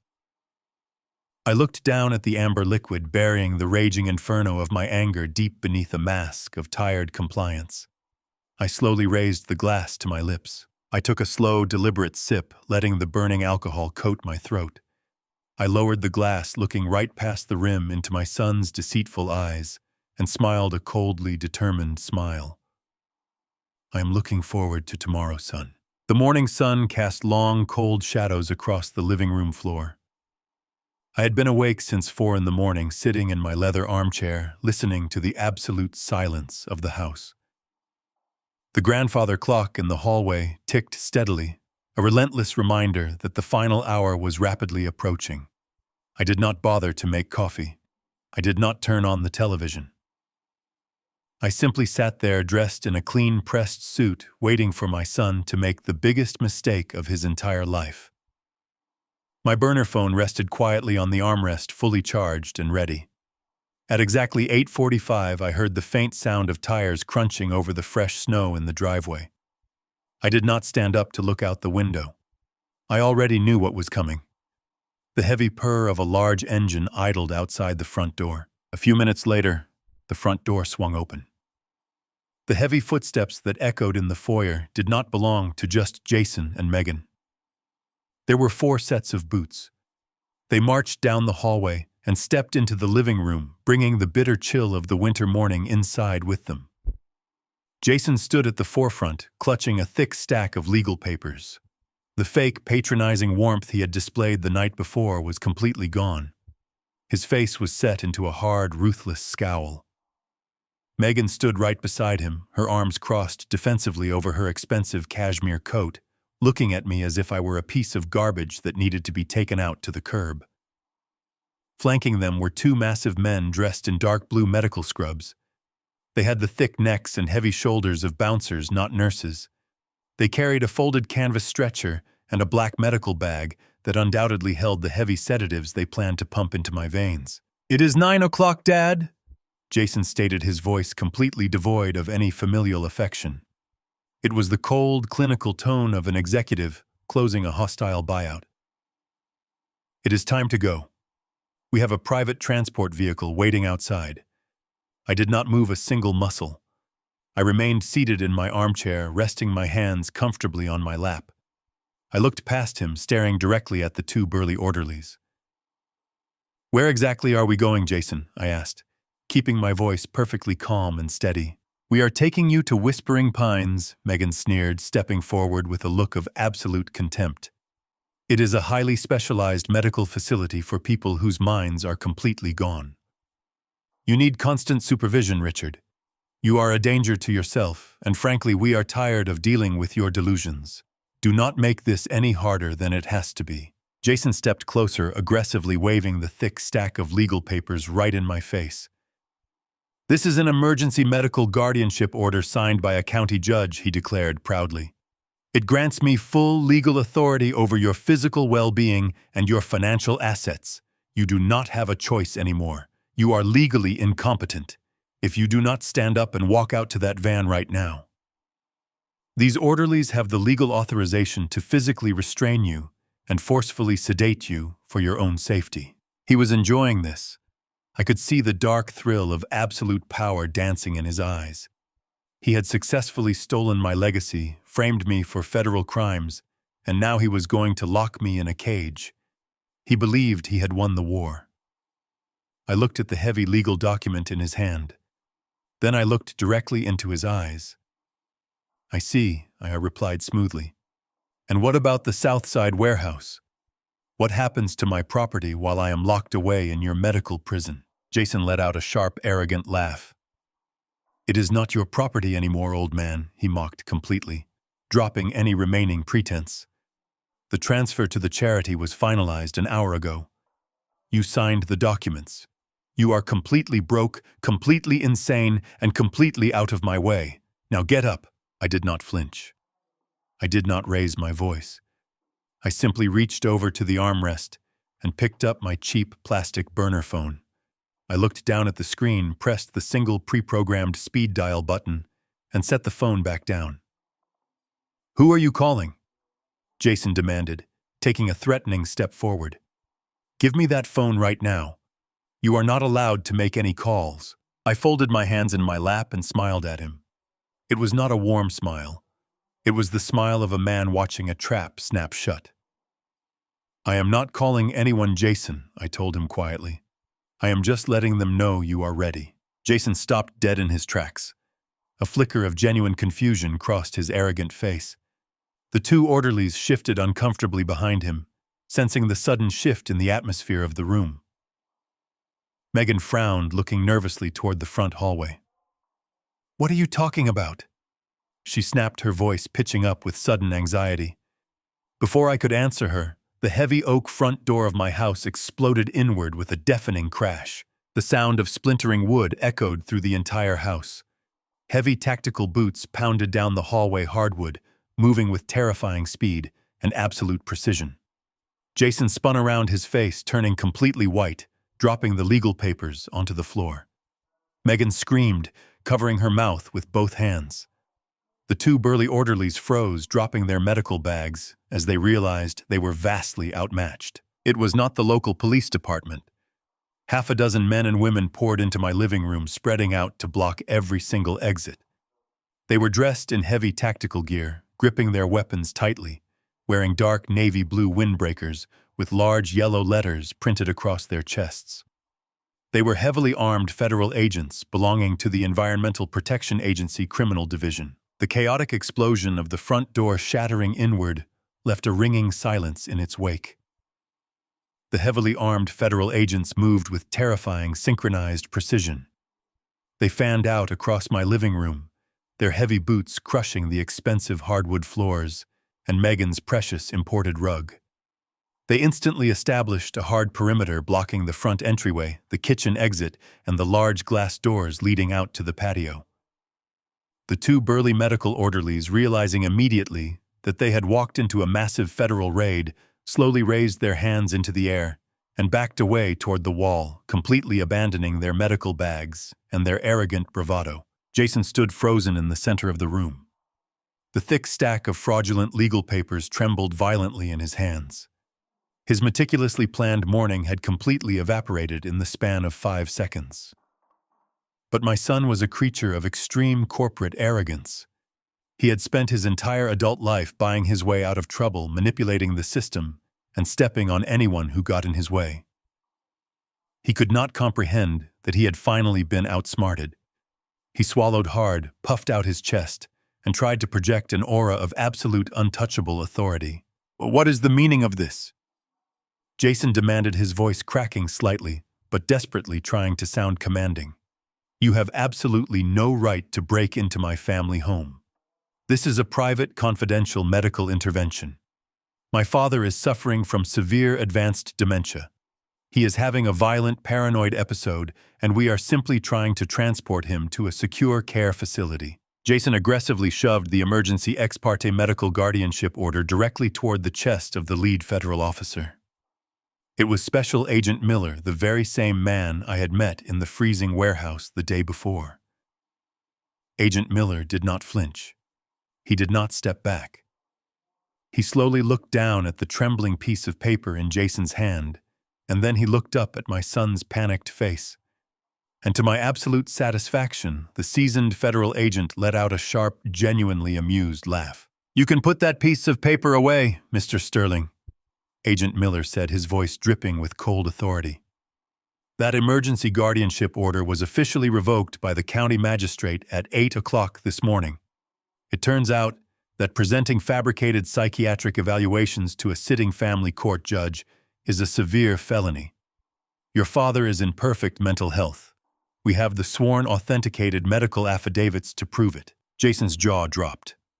The color completely drained from his face, leaving him looking like a ghost. He took a stumbling step backward, his eyes darting frantically around the room, trying to figure out how his airtight legal trap had been dismantled. Before Jason could even attempt to formulate a response, the wall of armed federal agents parted slightly. Bradley, my ruthless corporate defense attorney, stepped out from the shadows of the hallway and walked into the living room. He was wearing a sharply tailored charcoal suit, carrying his signature leather briefcase, and wearing a look of pure, predatory triumph. "Hello, Jason," Bradley said smoothly, stopping right next to the coffee table. "You really should have paid closer attention to the weekend filing deadlines. You see, while you were busy crying fake tears in family court on Friday afternoon, Richard and I were executing a completely different set of legal maneuvers." "What are you talking about?" Megan shrieked from the sofa, her voice rising to a hysterical pitch. "We filed the property transfer documents. The charity owns the Southside warehouse now. You cannot stop it." Bradley turned his cold gaze toward my daughter-in-law. "That is where you are completely wrong, Megan," he corrected her sharply. "You filed the preliminary paperwork to assume the environmental liability through your fake charity, the Green Earth Restoration Initiative. But you never actually received the deed to the property. Because on Saturday morning, Richard legally and permanently donated the entire Southside warehouse parcel to the State Federal Wildlife Trust." The living room fell completely silent. Jason stared at Bradley, his mind desperately trying to process the complex legal terminology. "Do you understand what that means, Jason?" I asked, finally speaking up from my armchair. My voice was perfectly steady, stripped of the fake confusion I had worn the night before. "It means the property is no longer a private commercial asset. It is officially protected federal land. And because it is federal land, the millions of gallons of toxic battery acid you secretly dumped into the soil is no longer just a local zoning violation. It is a massive, catastrophic federal crime against the United States government." Megan let out a high-pitched gasp, her knees giving out as she collapsed back onto the leather sofa. Jason began to hyperventilate, shaking his head in rapid, desperate denial. "But it gets even better." Bradley continued, twisting the legal knife deep into their crumbling empire. "Because your fraudulent charity, Megan, signed those initial legal transfer agreements, assuming all past environmental liabilities, just to get your hands on the land, you legally bonded yourselves to the contamination. The Environmental Protection Agency just finished their preliminary damage assessment this morning. The mandatory hazardous cleanup cost is estimated at $15 million. And because the charity is completely liable, the federal government is going to seize every single asset, every bank account, and every offshore trust your husband ever built to pay it. You are entirely bankrupt." Jason was backed into a corner, completely desperate and suffocating under the weight of his own collapsing scheme. He pointed a trembling, accusing finger directly at me. "You cannot prove any of this!" Jason screamed, his voice cracking with sheer panic.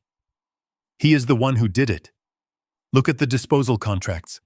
Look at the environmental compliance forms. My father signed every single one of those documents. He authorized the toxic dumping. He is trying to frame me to save himself." Agent Miller stepped forward, his face hardening into a mask of pure stone. He unzipped his heavy tactical windbreaker and reached into the interior pocket. He slowly pulled out a thick, transparent evidence folder and held it up for Jason to see. Inside the folder were the exact disposal manifests Jason was talking about.